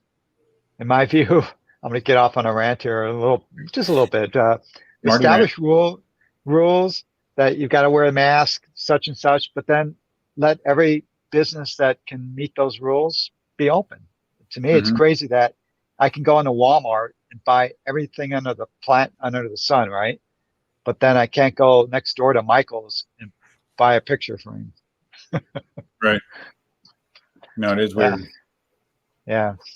Black Cobra says, you just told on yourself, Marty, so don't be surprised if you get a fine in the mail. Hopefully they're not watching my YouTube channel. I doubt it. Well, yeah, but he might turn us in because you know what he does for a living, right? So he might have a hotline to some California. Is he, because he's law enforcement, is he obligated to turn you in? He might be, because a crime has been committed. Ethically, yeah, he might. Oh man. Well, but we'll see, Cobra. Erwin, please don't. I'll promise never to do it again. I'm sure he won't. What's funny, you were talking about the beaches, like down here when they had the beaches closed here, they did the same thing where they had I don't know if they're security guards or I think they're actually police in most cases. They police stationed at all the beach access points to make sure no one entered the beach.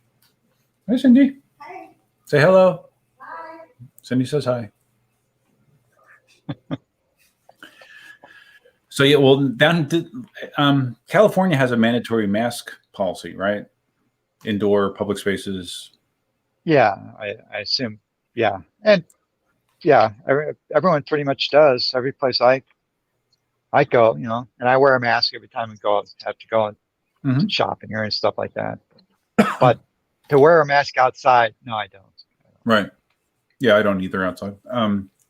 Because in Florida they didn't do it statewide. They've been doing it on like either a city by city basis or a county basis. So last week or 2 weeks ago they enacted that on a county basis down here. So you know, in indoors in the public you're supposed to be wearing one.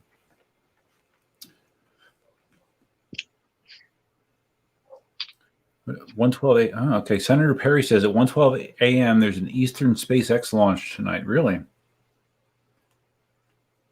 I don't think I'm going to be up at 1:12 a.m. But man, SpaceX it's like crazy. Can you actually see any evidence of a launch from where you live?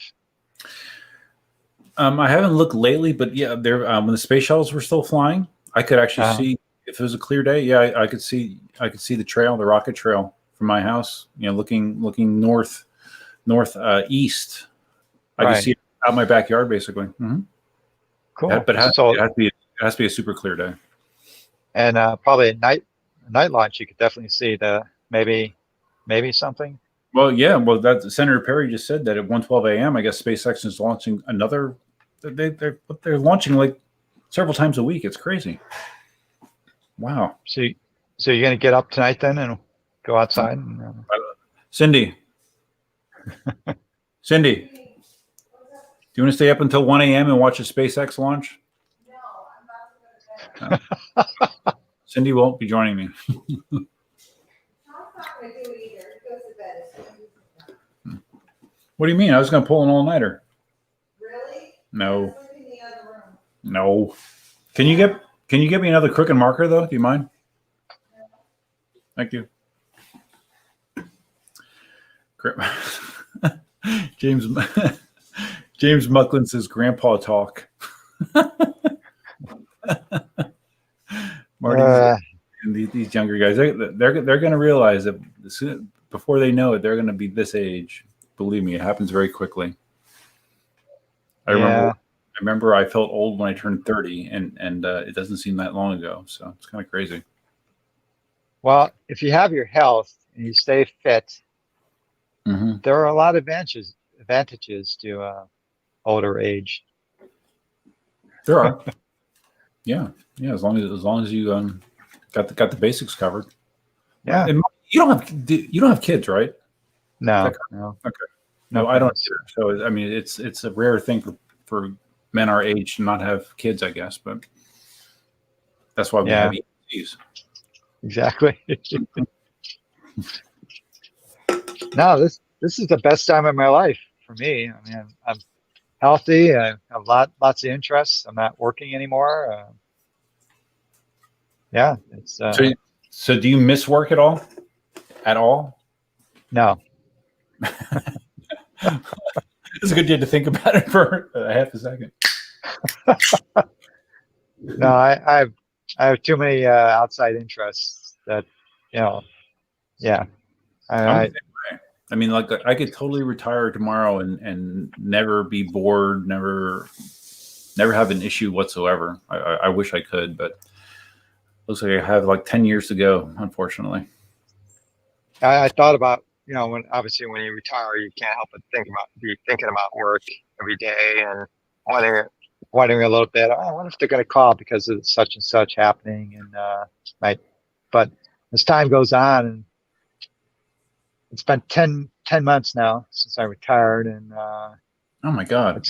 at some point I realized, boy, I haven't even thought of work in a couple of weeks. So Must be nice. Oh my yeah. God. Shield 400 says soon they'll be talking about Metamucil and regularity. Well, Duf, let me tell you about some hemorrhoid problems I've been having. Marty, how's your ED? How's your ED now?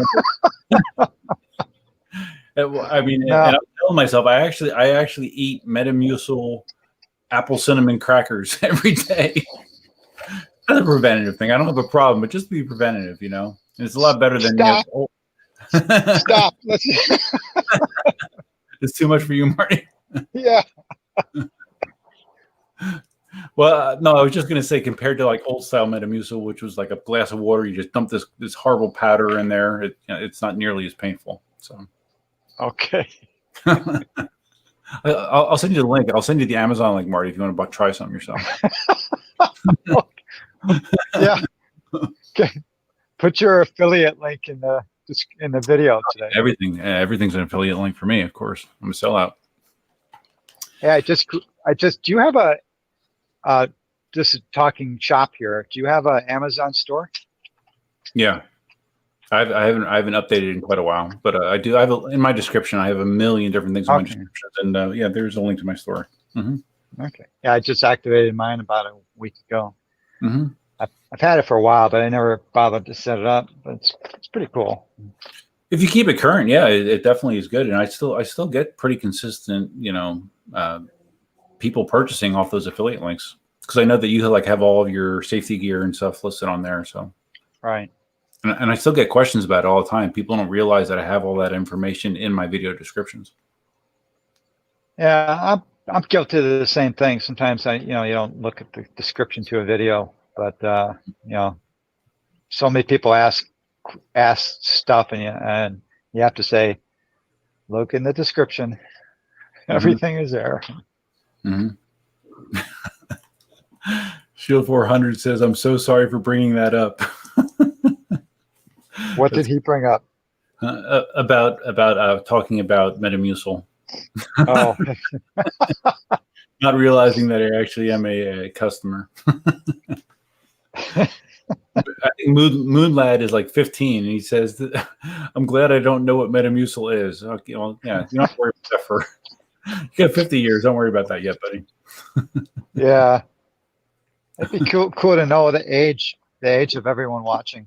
What the yeah, I don't know where I saw it, but I think Moonlad mentioned that he's 15.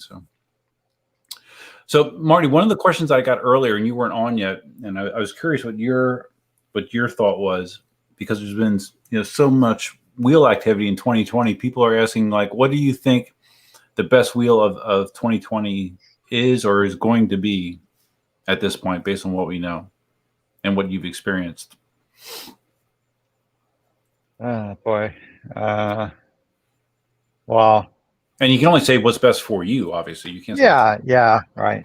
To me, I think the Sherman is the 2020 wheel. I mean, because clearly it kind of I think it kind of came out of the blue. I don't think we were talking about it at the beginning of 2020, were we? Or well, it was like vaporware. Like I think there was rumors of it, but it was like no one actually believed it was going to be a thing until it was actually a thing. Yeah. So the monsters, I'm talking about the existing monster, nothing new there really.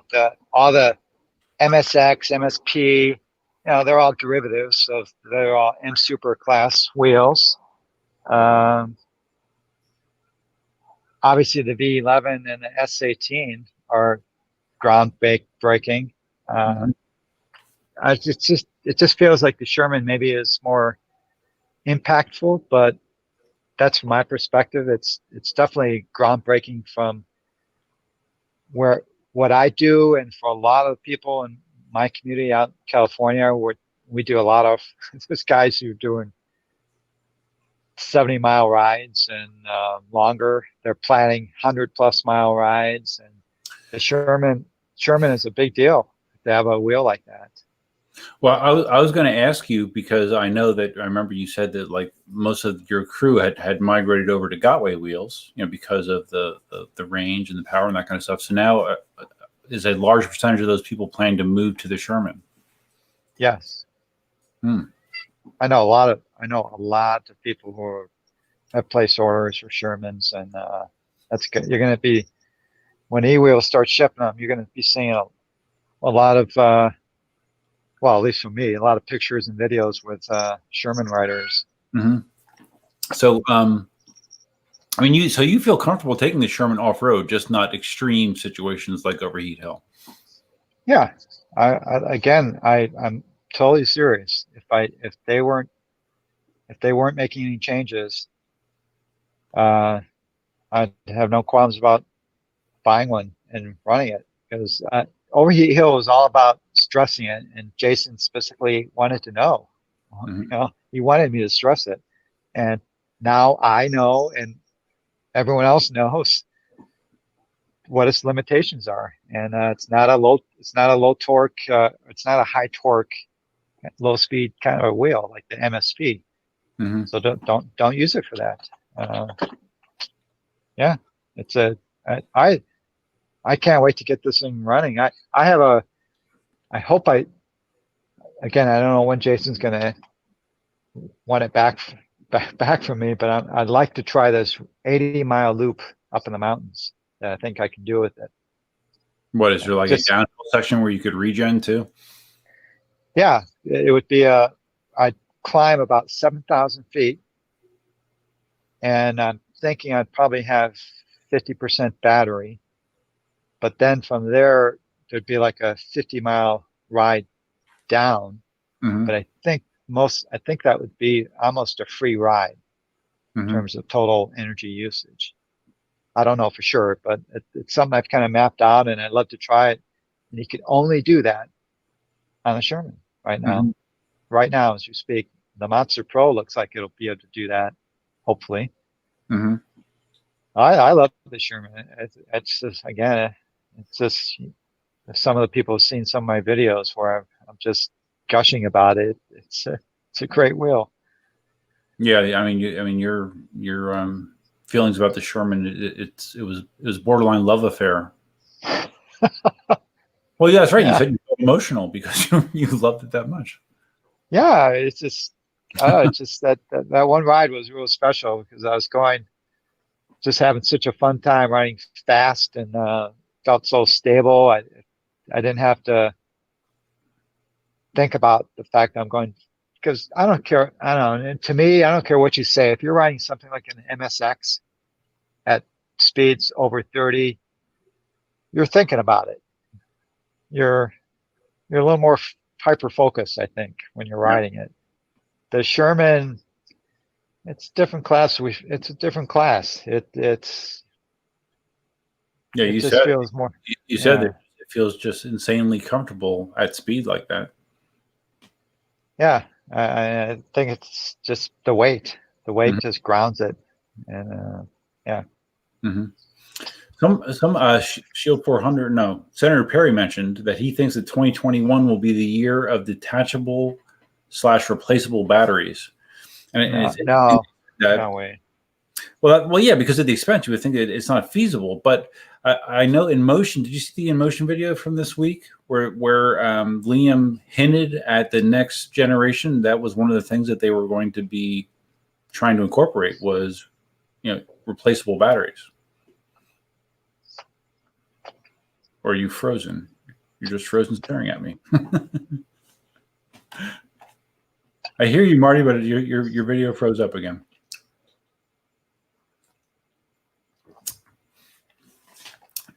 But anyways, Senator Perry, my feeling was, that it just, batteries are the most expensive part of a wheel. So to make them replaceable, I don't know financially how that will work out for a lot of people. But it'd be cool. It'd be cool if it was easy. It'd be cooler if they came up with a way to make, like tire changes super easy too. Nope, Marty dropped, so hopefully he'll be back quickly. Yeah, Moonlad's referring to the video that I was talking about.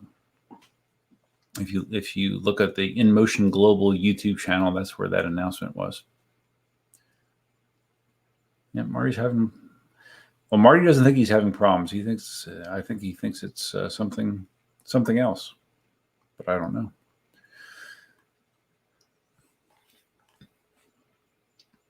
No More Mid says, I don't want to crash with the battery in my backpack. Yes, that would be bad. Randy Wentworth says, could we fly if we take the batteries out? Technically, yes. Some airlines still will give you a hard time, though. Excuse me. I've seen that happen, like with One Wheels, for example. Black Cobra says it's definitely Marty's connection. All right, well, Marty's back. So Marty's back. So now we'll repeat that. Black Cobra says it's definitely Marty's connection that's bad. It's not, I heard. Because Duf is awesome. So, anyways, we're talking about the replaceable battery. So you don't think that's a feasible thing? Well, no, it's feasible. I don't see the need. I just don't think it's going to be happening. I mean, yeah, like you mentioned, and I know someone who used to swap out the V8 battery. They could do it in about 10 minutes. Mm-hmm. But no, I mean, come on. We got pretty much 1,600 watt hours is standard nowadays, which is a pretty long range wheel. You can get like 10 amp charge. People are they're charging the wheels now with 10 amp chargers out here in California. We got a lot of people doing that. Wow. And there's a guy out in someplace in Arizona that's selling adapters that allow you to plug in to any car charging stations, not the Teslas. Well, the third party ones, yeah. Yeah, the Tesla is Tesla AC or DC? I think DC. it's DC. Yeah. So all the AC ones, and so it's like $100. You could buy this adapter, and one of our local riders, he discovered this and he tested it out. So he bought one. It's got 3 pigtails on it, and you just go up, and as you know, there's apps which tell you where all these stations are, right. And they're all over the country, but they're all over California, everywhere. Yeah. And you just go out. It barely costs anything. Use your credit card. You plug in. You got a 10 amp charger. You can fully charge a wheel in a couple hours. What sort of charge rate does it push across? I would think it would be too much for an EUC. Wow. Wait, what? I'm not sure I understood the question. Well, what rate is that charger delivering current to the wheel? You know, well, it's an AC plug, so you just plug your charger into that. Okay, they're carrying their charger with. Okay, all right, I got you. Everyone around me carries, when we go on these long rides, at least a 5 amp charger, and there's guys now getting 10 amp chargers. Okay. So, my perspective and practical point of view, no, I don't see any need. I don't see a need for replaceable batteries, and I don't see that happening. That's my view. Mm-hmm. Yeah, I'm kind of with you, and it's funny because and Ulf was talking about this on one of the videos, because I mentioned this, how supposedly KingSong has that external battery / power station. You've seen that? You're familiar with that? Yeah. Because I saw it was either a video or a manual that showed like someone riding with that in their backpack and then wired to the wheel or something like that. And Ulf said that that's absolutely not the way you're supposed to use that thing. Yeah, people do a lot of weird things with their wheels. Yeah, my God. Well, you saw that video where an M10 III burst burned up, right? I think Yeah, Jimmy that was a vampire Jimmy ride. Chang. Yeah, they try Yeah. to do the same mod that they do to one wheels. Yeah. Where you charge and ride. Yeah.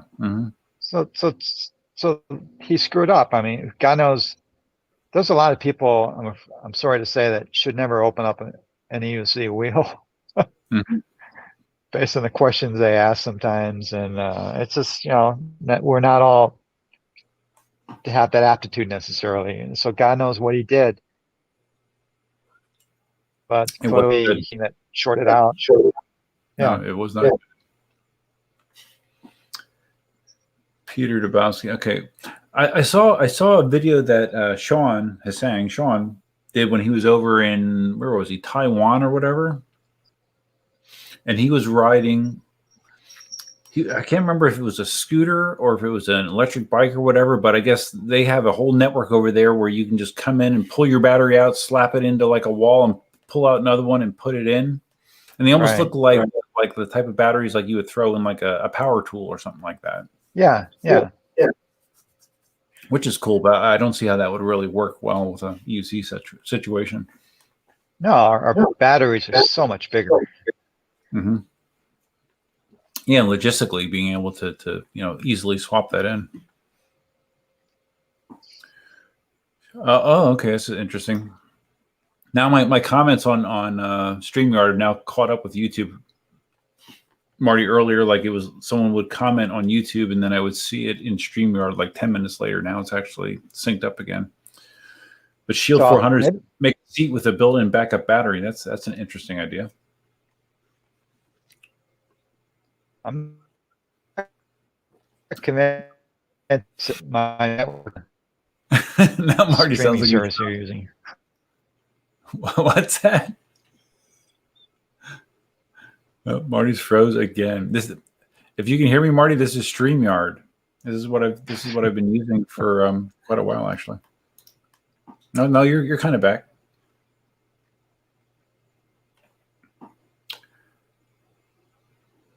Can you hear me? I see you. Can you hear me, Marty? Oops, you don't want to show that one. You want to hide that one.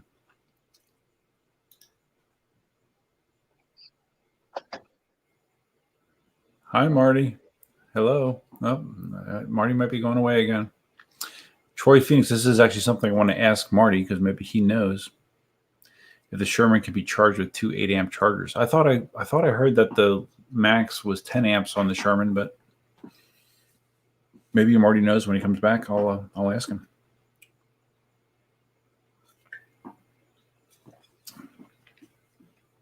I don't know, Kobe. You still think it's Marty? I don't know. I've used StreamYard quite a few times now. I've never had connection issues in the past. And Marty actually has been connected with StreamYard before, so who knows? It's hard to say. Hey, Tang, I saw you. I saw you come in. Sorry, dude. Welcome to the stream. Did you get your monster yet?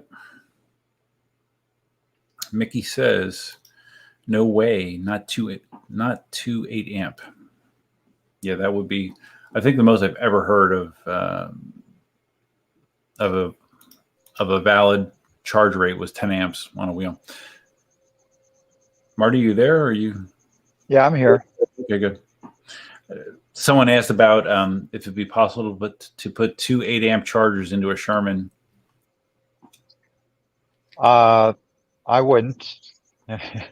the manual specifically says 10 amps is the max. Yeah. And and I've looked at I haven't measured the gauge, but it's not exactly heavy gauge, super heavy gauge wiring between the charge ports and the control board.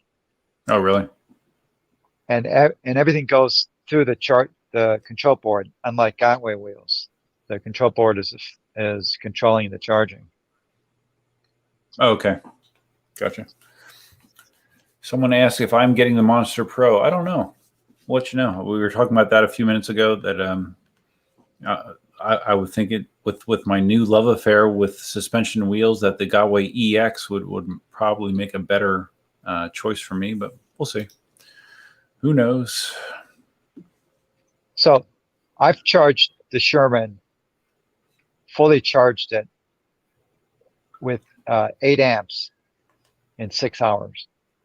That's Oh, well, that's great. that's pretty impressive. Oh yeah. So you have a single charger that puts out 6 amps, or was that with 2 chargers? No, I had the stock, the veteran charger, which is 5 amps. Mhm. And then I used my 3 amp MSP charger.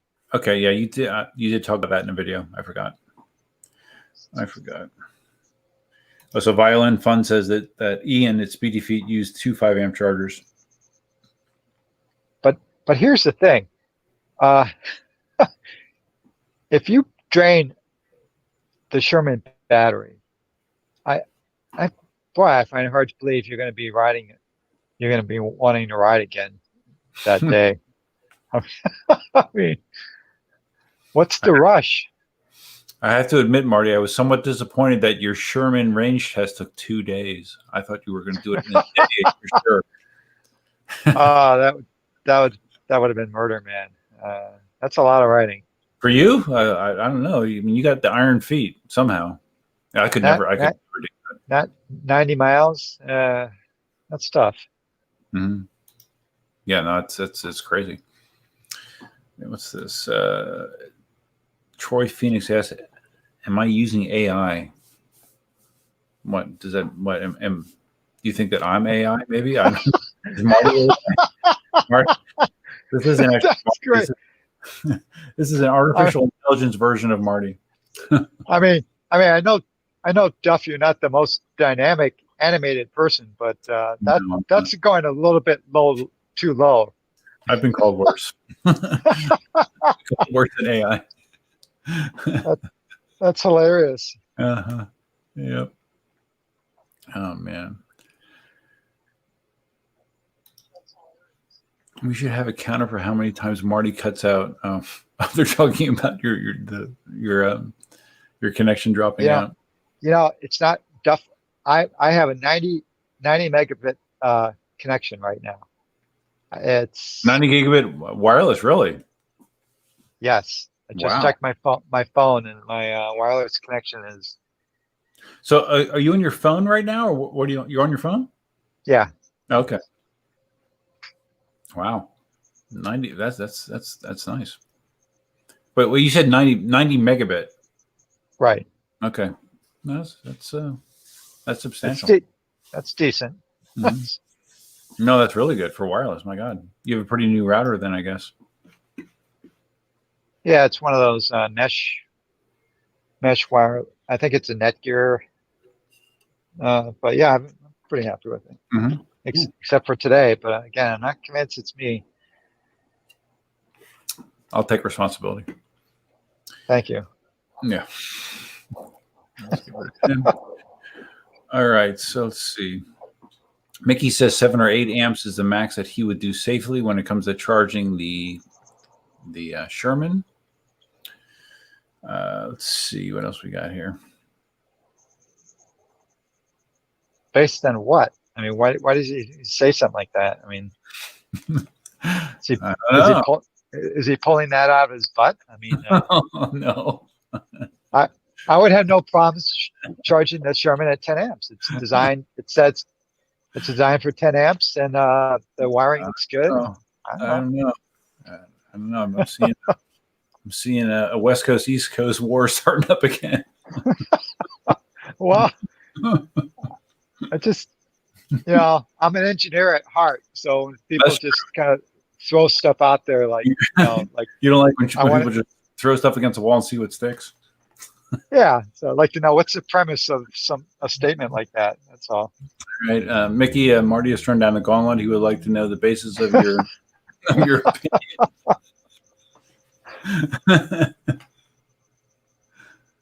Let's see. You have terrible. Vincent John has terrible Comcast lopsided junk.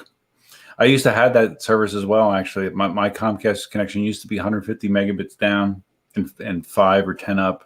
But I upgraded last year to gig internet, mostly because of my YouTube channel, because I got faster upload speeds. that's the thing. Like some of my video, I don't know how big your videos are. Like when you do like a 30-minute video, how big is your file? Like mine can be like 8-9 gig. Yeah. Well, for half an hour right now, I'm uploading I'm starting to do more 4K, and they're about 10 gigs for 30 minutes, maybe. So. Oh, really? That's actually not that bad. I've never done a 4K video yet. Well, actually, my editor doesn't even support 4K. So it really depends on your, because it's possible to upload a 10 gigabyte 15-minute file. I mean, if you use really inefficient codecs and right, so you should. You just said you actually have 10 gigabyte uploads.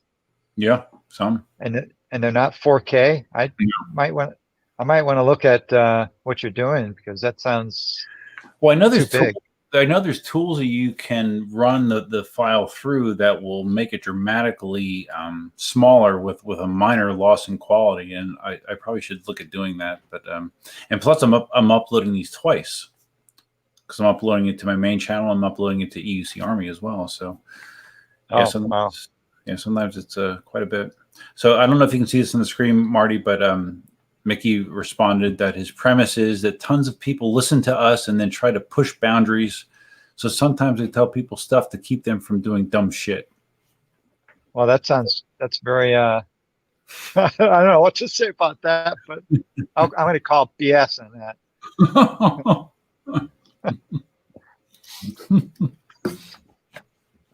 I don't know.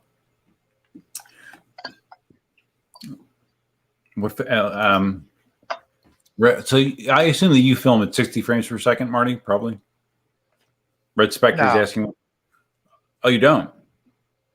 Oh, that's different too.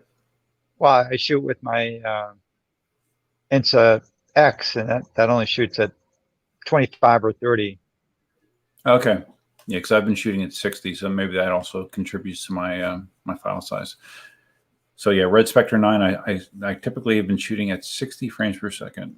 But actually, I only recently started doing that. I only started doing that once I got the suspension wheels to test, because then I could do the slow-mos a lot more effectively. It looked a lot less jumpy when I shot at 60 frames per second. Right.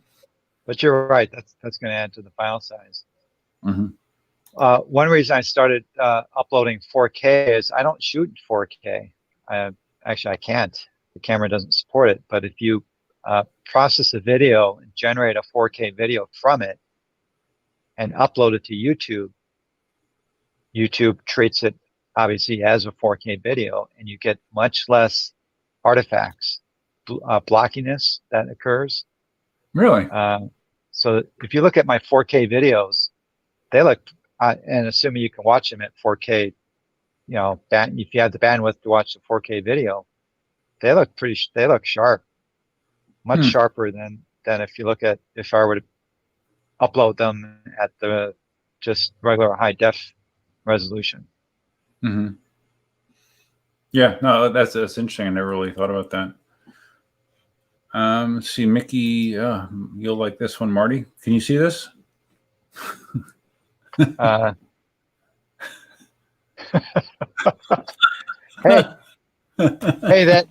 that cape video is my most watched video that I've ever made on EUC. You said that, yeah, that's amazing. That's awesome. How many views? It's approaching 40,000. Wow, that's great. And yeah, I get a lot of people like the cape, and when I ride the cape, I don't do it that often, but when I do, people smile and you get a lot of fun comments. And no, it definitely gets people's attention for sure. Yeah, I don't get any hate from it.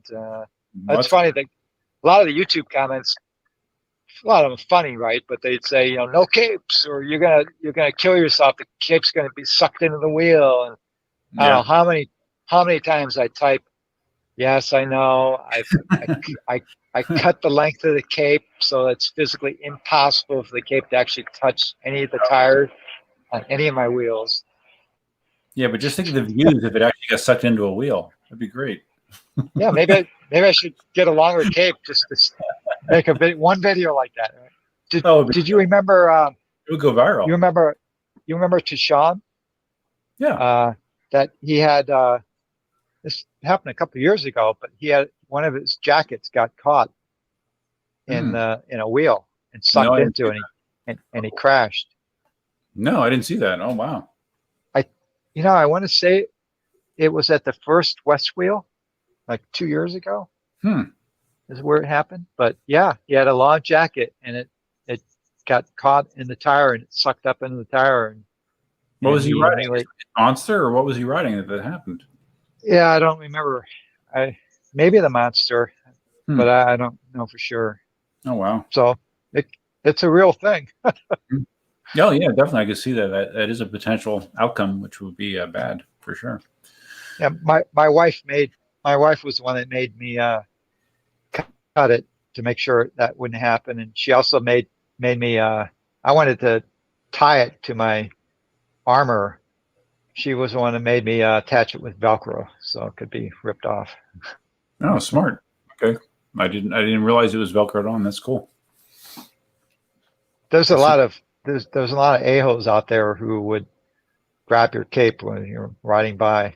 I've seen a couple people make moves towards doing that. So serious? Yeah. Yes. Wow. That would be. There's a-holes out there. Yeah. Like guys like Mickey in New York City, that would do stuff. I'm just a host. I'm just a host. I mean, I had a guy once. Wasn't going super fast, but he put out to give me a high five, right? Yeah. And and he went like that. Try to knock you off. And he almost did. And after that was the last time, because I don't know if it's ever happened to you, but people will give you they want to give you a high five. I will never do that again. Never. I look too grumpy. People don't want to interact with me. That's funny. Oh, wait, hold on. So someone asked me about my 3D printing setup. Peter Dabowski. Hold on. That must be annoying Cobra. I have like 8 3D printers. So yeah, mostly at this point, mostly Prusas. But yeah, that's what I use to print all the stuff in the 3D store. But yeah, I've never had anyone try to screw with me when I was riding. But I remember that video from a couple years ago where Chooch was riding, and like someone like tried to kind of knock him off his wheel at one point too. I remember out in Denver. So I guess people will do that. And Marty dropped. Should make it a drinking game. Gotta take a shot whenever Marty drops. All right, guys, give me a chance to go back up here. So talking about the frame rate when shooting, 60 frames per second is incredibly bigger. Unless you need the frames, I suggest 23.98. Okay, well, yeah, I definitely don't. Like I said, the only time that I found it advantageous was when I was doing slow motion stuff. But now you're right. I probably should just flip it back. I guess I'm just being lazy. No need to add to the file size unnecessarily. Cobra talking about the file size. Marty's back. Hey, Marty. Yeah, there's a third-party utility that I can't remember the name of that I used at work to reduce file size. Shit, I can't remember what it is. I'll have to look at my PC at work at some point. But yeah, I probably should do something. I've just been not paying enough attention to it. I just upload it and just let it take however long it takes. But probably not the best thing. Yeah, I use Adobe. I have Adobe Cloud, so I have all those apps. So I do everything with Adobe Premiere, After Effects. Oh, see, I didn't know that you were, because I've noticed that your video editing looks better. I didn't realize you were using Premiere now. Because for a long time, you were using some old software that you've been using for a long time. Yeah, I decided since I do get a little bit of income from my YouTube, I spend that on stuff like now I just paid for the subscription, and it's kind of cool. You get, what's that? How much does it cost, this subscription? $50 a month. Okay. But that's everything. That's the complete suite. Everything, Mhm. which is, I mean, They have kind of everything. cool. Yeah. No, I they have mean, stuff that has nothing to do with video, obviously, but they have just cool apps for audio, for, I mean, web, for Acrobat, just everything. It's Mhm. definitely cool. I looked. There was a deal last year where you could get it for $30 a month for 1 year, of course, and it just rolled over to the regular rate now. But Well, don't they have like subsets of that subscription? Like you can get less, more specialized parts of yeah, their library. Okay. yeah, So yeah. that's cool. Maybe someday, who knows? I still use Camtasia. Gets the job done, but it's not nearly as advanced as Premiere. Years and years ago, I used to do stuff in Premiere. Let's see. Does Mickey have anything else to say? I don't know. I'm just making sure. Do we really care? Well, Hey, Mickey gives me a lot of hard time, so I'm throwing it back at him today. Mickey gives you a hard time now. That's not like him at all. What do you mean? Problem with Mickey is it must be a New York City thing. Is half the time I don't know if he's serious or if he's joking. He's not very good at winking at you or using emojis or anything. So half the time I don't know if he's just being a jerk or if he's just Well, I mean, he is technically a Floridian. I mean, he lives in New York City, but I mean, he grew up in Florida. So, but maybe he's been in New York City so long that he's there's no going back. No, if he actually ever came out West Coast, I'd actually loan him a wheel. How's that for you? Well, that's nice. Yeah, and Marty, are you still planning to do your October rides that you're going to do with the LA EUC games, or has that been kiboshed yet? Or unless the government tells me I can't do it, I'm planning on doing it. Okay, It's all outdoor. It's all outdoor activity. Mm-hmm. Yeah, no, because I mean, originally before all this shit happened, I was going to be coming out there to LA for the EUC games, but I don't think it's going to happen at this point. But I definitely would like to do it. I got the permission from work to do it, which was my biggest issue in the past. So be nice to come out there. I'd love to ride with you guys if you're not afraid of me wrecking one of your wheels. So are you saying I mean, the games are not going to happen, but are you saying you'd still be up for coming out potentially for? No, not this year. No. I don't think. No. But next year, I mean, if this is an annual thing, hopefully life is more normal. I definitely would like to do it. You're crushing me, Duf. Big disappointment. Well, when is it? End of October? Yeah. Yeah. Well, I don't know. You can have the negotiation with Cindy about that. She's not around, right? No. Yeah. Who wears the pants in that house? Well, happy wife, happy life, right? Isn't that what they say? Yeah, I know. I hear you. I wouldn't expect most people to come. You should loan me the Z10. I don't think the Z10 would do that great on those trails. Yeah, only a couple trails would that work. And yeah, I know you said you've been having some like knee problems and back problems, right? Yeah. Yes. You have to be if you do come out, you like for next year maybe you got to work on your stamina. What is that? This is the knee brace. You said I just got it today. You got them. Cool. I just got one for my bad knee, but yeah, I'm gonna try it. See if it helps. Yeah, let me know. Let me know. I was turned on to those, and it's not my invention, but it helps. So I hope it helps. I had it on for probably a couple hours after I got home, and no, it I don't know. It felt better, I think. So we'll see. But yeah, like right now, that's the other thing. Like right now, I could never hang with one of your off-trail rides or your trail rides. Too painful. Yeah, that's what I was saying. To do my tour, definitely have to have the stamina, because all these rides are they're between 35 and 50 miles, and they're 6-7 hour days of riding. And they're all pretty much trail rides, aren't they? No, there's it's, I'd say, let's see, I think three rides are pavement type. Hmm. And the other four would be trails. Yeah. Okay. Yeah, that would, and it's 6 consecutive days or whatever, right? So that would beat the hell out of me. 7 days. 7 days. Oh So my God. We did last year. It was 330 miles worth of riding.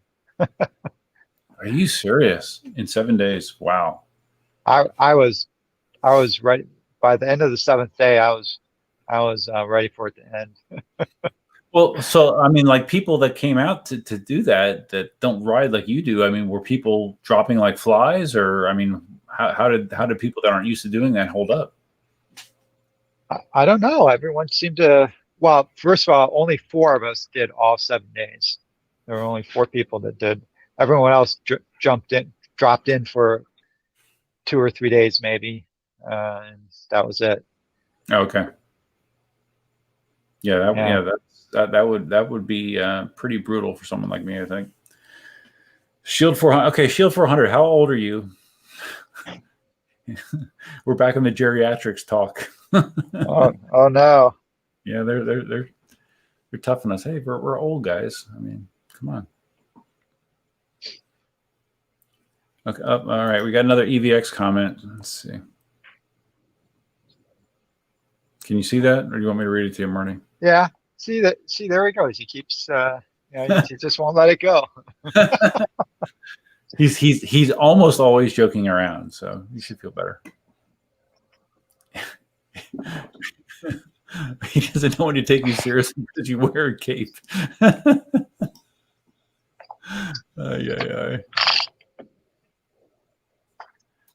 Oh yeah, so Modi Tiger brought this up because Mickey mentioned to me that he was getting a lot of blowback on his M10.3 video, because I think some people didn't realize that he kind of had his tongue in cheek, but people were giving him a lot of shit about it. Like, hey, don't make fun of the wheel. No, I think if you watch the video, it's pretty clear that he's kind of having a secret love affair with it. I don't know if I go that far, but yeah, some people definitely did not get it. It went right over their heads. Yeah, that was a good video, actually. I thought it was really good. Yeah. It pains me to give him a compliment, but I'd love to see Mickey come out there and like do the rides with you. That'd be epic. You know, the tour. No, I think he's too soft. He wouldn't dance around. We'll just let it roll. Cobra said not. All right. Hey, good night, bud. Yeah, we're gonna shut it down here soon. Yeah, I have the luck of not having to work tomorrow, and Marty has to go put the motor back in the Sherman. So yeah, it's getting dark here. Actually, I meant to say goodbye about 45 minutes ago, but oh yeah, no problem. Yeah, no problem. I can talk by myself for a little bit, and I'll wrap it up myself. Yeah. Okay. I think I'm gonna call it quits. Going to get a snack and then tackle the Sherman. Hopefully, I can get it working tonight. Yeah. Cool. Yeah, and I promise I'll look at your new V11 video soon. So when is that hill climb video gonna go up? Oh, the one. I don't know. You know, the editing. You know how that goes. Okay. So. Good deal. But yeah, loving the V11. It's I really do. It's a solid wheel. It's not like I love it too. Suspensions. It's definitely forget the battery. Forget the interchangeable batteries. 2021. That's going to be where suspensions really start taking off. Yeah, it's definitely not a gimmick. It is. There's a tangible benefit to suspension for sure. All right, Duff. Well, I'm going to say goodbye, and thanks for having me on the stream. It was fun. Sorry about all the network problems, but well, that's all right. I mean, I know you have shitty internet, so it's fine. Hey, what are you doing? Just kidding. I know. You got the best of the best. No problem. All right, guys. See All right, y'all man. later. All right. Talk to you later. All right. See ya. All right. So we just took Marty out, and we're gonna. He'll drop there, I think. All right, there he's figuring out how to drop out right now. All right, guys. I don't know if there's anything else that you wanna get in front of my eyeballs. Like I said, when I'm talking to a guest, it's next to impossible for me to keep track of the chat in any tangible way. So, if there's anything that you guys want to ask, V11. I gave that status earlier. I'll give it once more because there's more people here right now. My V11 was sent back to eWheels. Originally, the thought was just to swap the motor with another wheel that they have out there that has a battery problem possibly. But after hearing that Inmotion was going to be changing the bearings, I told Jason that I'm fine to just wait until that new revised motor is available. So unfortunately, the bad part of that is it's going to take a lot longer, probably till we get a V11 back. So and the S18 was ordered last week, and who knows when that will show up. Hopefully sooner rather than later. All right. So with this X, the one and many. So with suspension systems in the infancy stage, you think it's worth getting in on it now, or wait for better iterations? Well, my feeling is just because I've ridden the S18 and the V11, that even though surely it will improve over time, what they offer now makes my riding experience significantly better. So I would say act now, but that's just me. Thanks, Troy. Appreciate it. I appreciate you staying up so late because God knows what time it is over in the UK. Probably very expensive. Very expensive. Oh my God. I must be getting tired. Probably very late. I don't know how expensive it is. All right. So Boris asks, what happened with the Charmin motherboard? Marty did talk about that. He was sent 2 replacement motherboards by a veteran, and they instructed him to install one of those 2 boards in particular. So he's installing that board. He has a new motor as well, because the motor that he had melted wires. And he's in the process of putting that all back together. And it sounds like he plans to have that back together by the weekend. And once he gets it back together, he's going to take it back to Overheat Hill. Jason wants him to do that. And he's going to see how it acts, if it does any better. The only difference is if he hears the wheel carrying on like it did on the first attempt on Overheat Hill, he's just going to stop and not blow it up again. So, yeah, that's what's going on.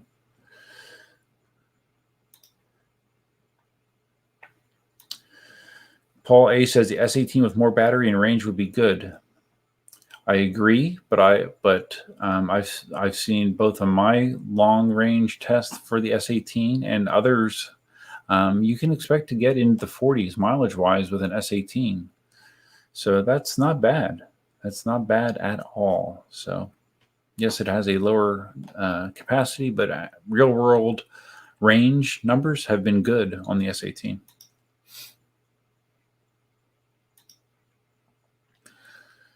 Mickey, dang, you ordered the S18. Don't you pay attention when I send you information? Yeah, remember when I asked you black matte?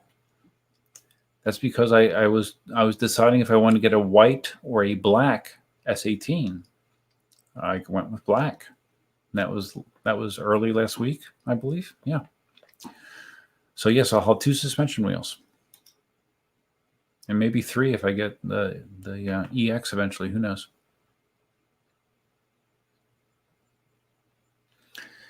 Better build quality. Okay, Moonlight is referring to the V11. So the advantages of the V11: better build quality and lights and looks, and the battery compartments. Yeah, I think for me, the V11 has a small advantage over the S18.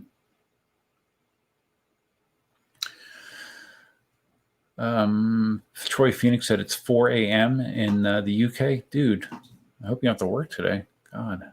Ay. That's crazy. No more mids. Any fear the new ball bearing will make the V11 feel different? I don't fear it.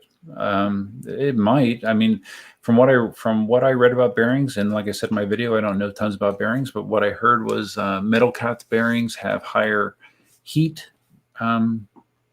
tolerance and less rolling resistance. That being said, I don't think that the rolling resistance change on a rubber seal bearing is dramatically worse, and I believe that they would be using a rubber seal bearing that is only a rubber seal on one side, not both. Excuse me.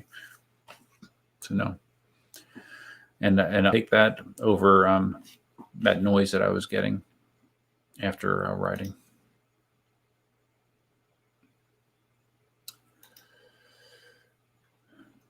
Red Spectre 9. That's why I don't understand why he called it the wheel of the year. I'm not sure what you're referring to.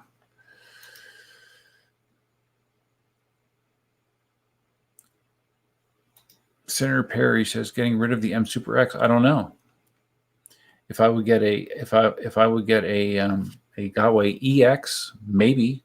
I don't know, because an EX probably is going to have specs that are battery wise is going to exceed the M Super X. Speed wise, I think it'll be probably at least a match for what I have now, or close enough for me. So yeah, we'll see. I don't know.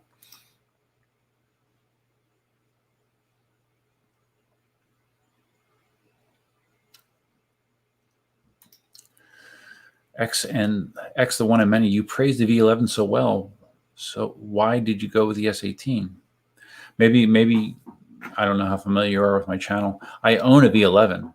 I paid for a V11. I own a V11. It just happens to be sent back to eWheels because of the issue I had after riding in the rain. I sold my Gotway Monster and I sold my KingSong 18XL and bought an S18 in addition.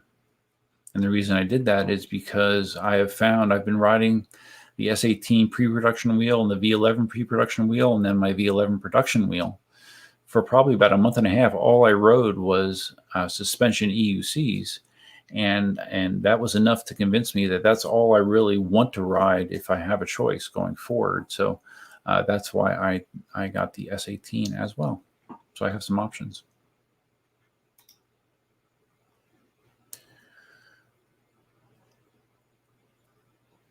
On this maximum fanciness. Black is Moonlight says black is the superior S18 color. I agree with you. Mickey does not. EVX does not. He thinks that white looks better on that wheel. I think the black looks better.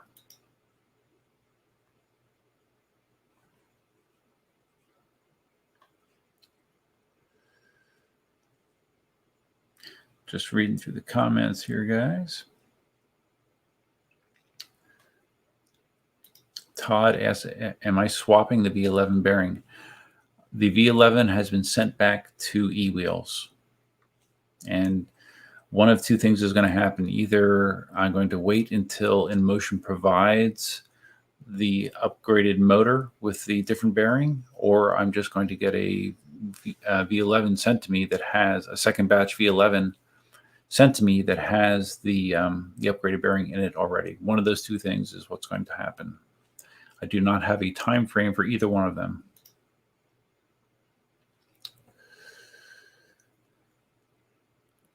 Okay, Red Spectre 9, talking about the Sherman being the wheel of the year. I think for Marty, it's the wheel of the year. For me, it's not, but I understand why it would be for some people.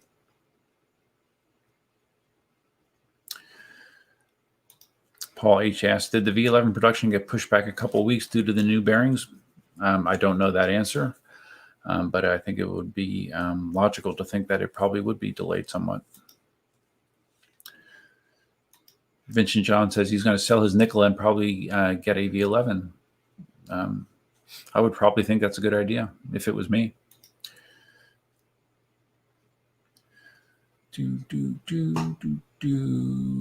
Duff, when's the next live stream, Paul? I don't know. Whenever. I've been averaging about once a month, more or less, so we'll see.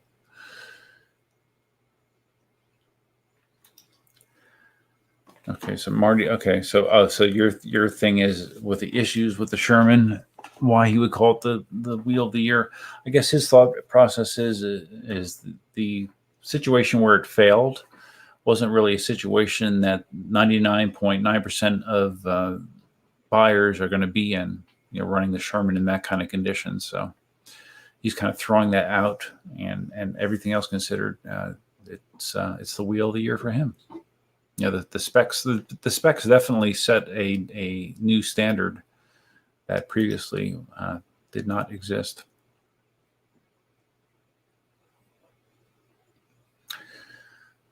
Duff looks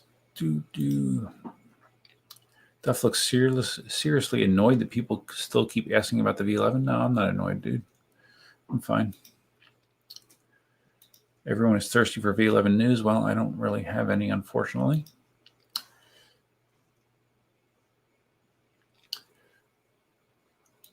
Brett just came back from a ride and you're late. Hey, Brett. Well, you can always go back and catch this on the replay. Marty was here for a long time. And yeah, that's a good conversation.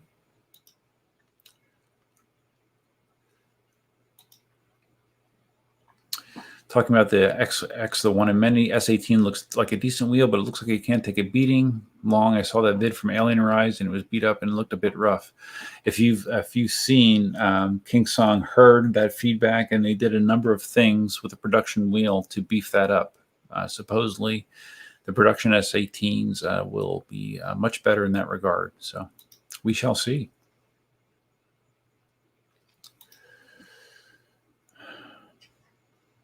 Sean needs to do a live stream with me. Yeah, sure. I'd stream with him. We'll maybe work that out sometime.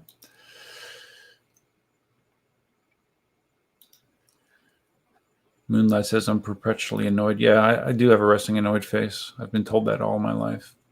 Sometimes I actually am annoyed, but most of the time I'm not. It's just the way I look.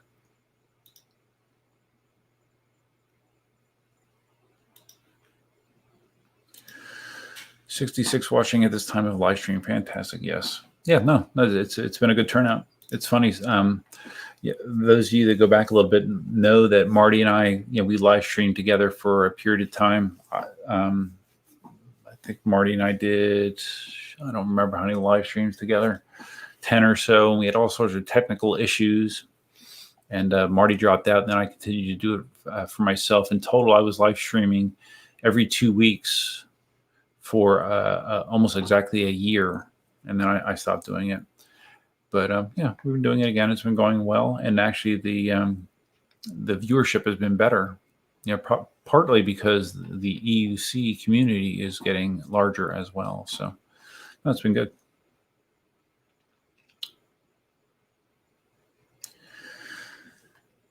Okay, all right, guys. It's well after 11. I think I'm going to wrap it up. I really appreciate everybody stopping by. Typically, when I do have my next live stream, I will announce it in the community section of my channel, and I'll probably do the same thing next time, and also throw something in the Electric Unicycle org forum as well. But I appreciate everybody stopping by. Look for some videos this weekend. I am off tomorrow, so I have a 3-day weekend, so hopefully I'll get to ride a little bit more. But that's all I have. And thanks for stopping by. Until next time, Duff Man out.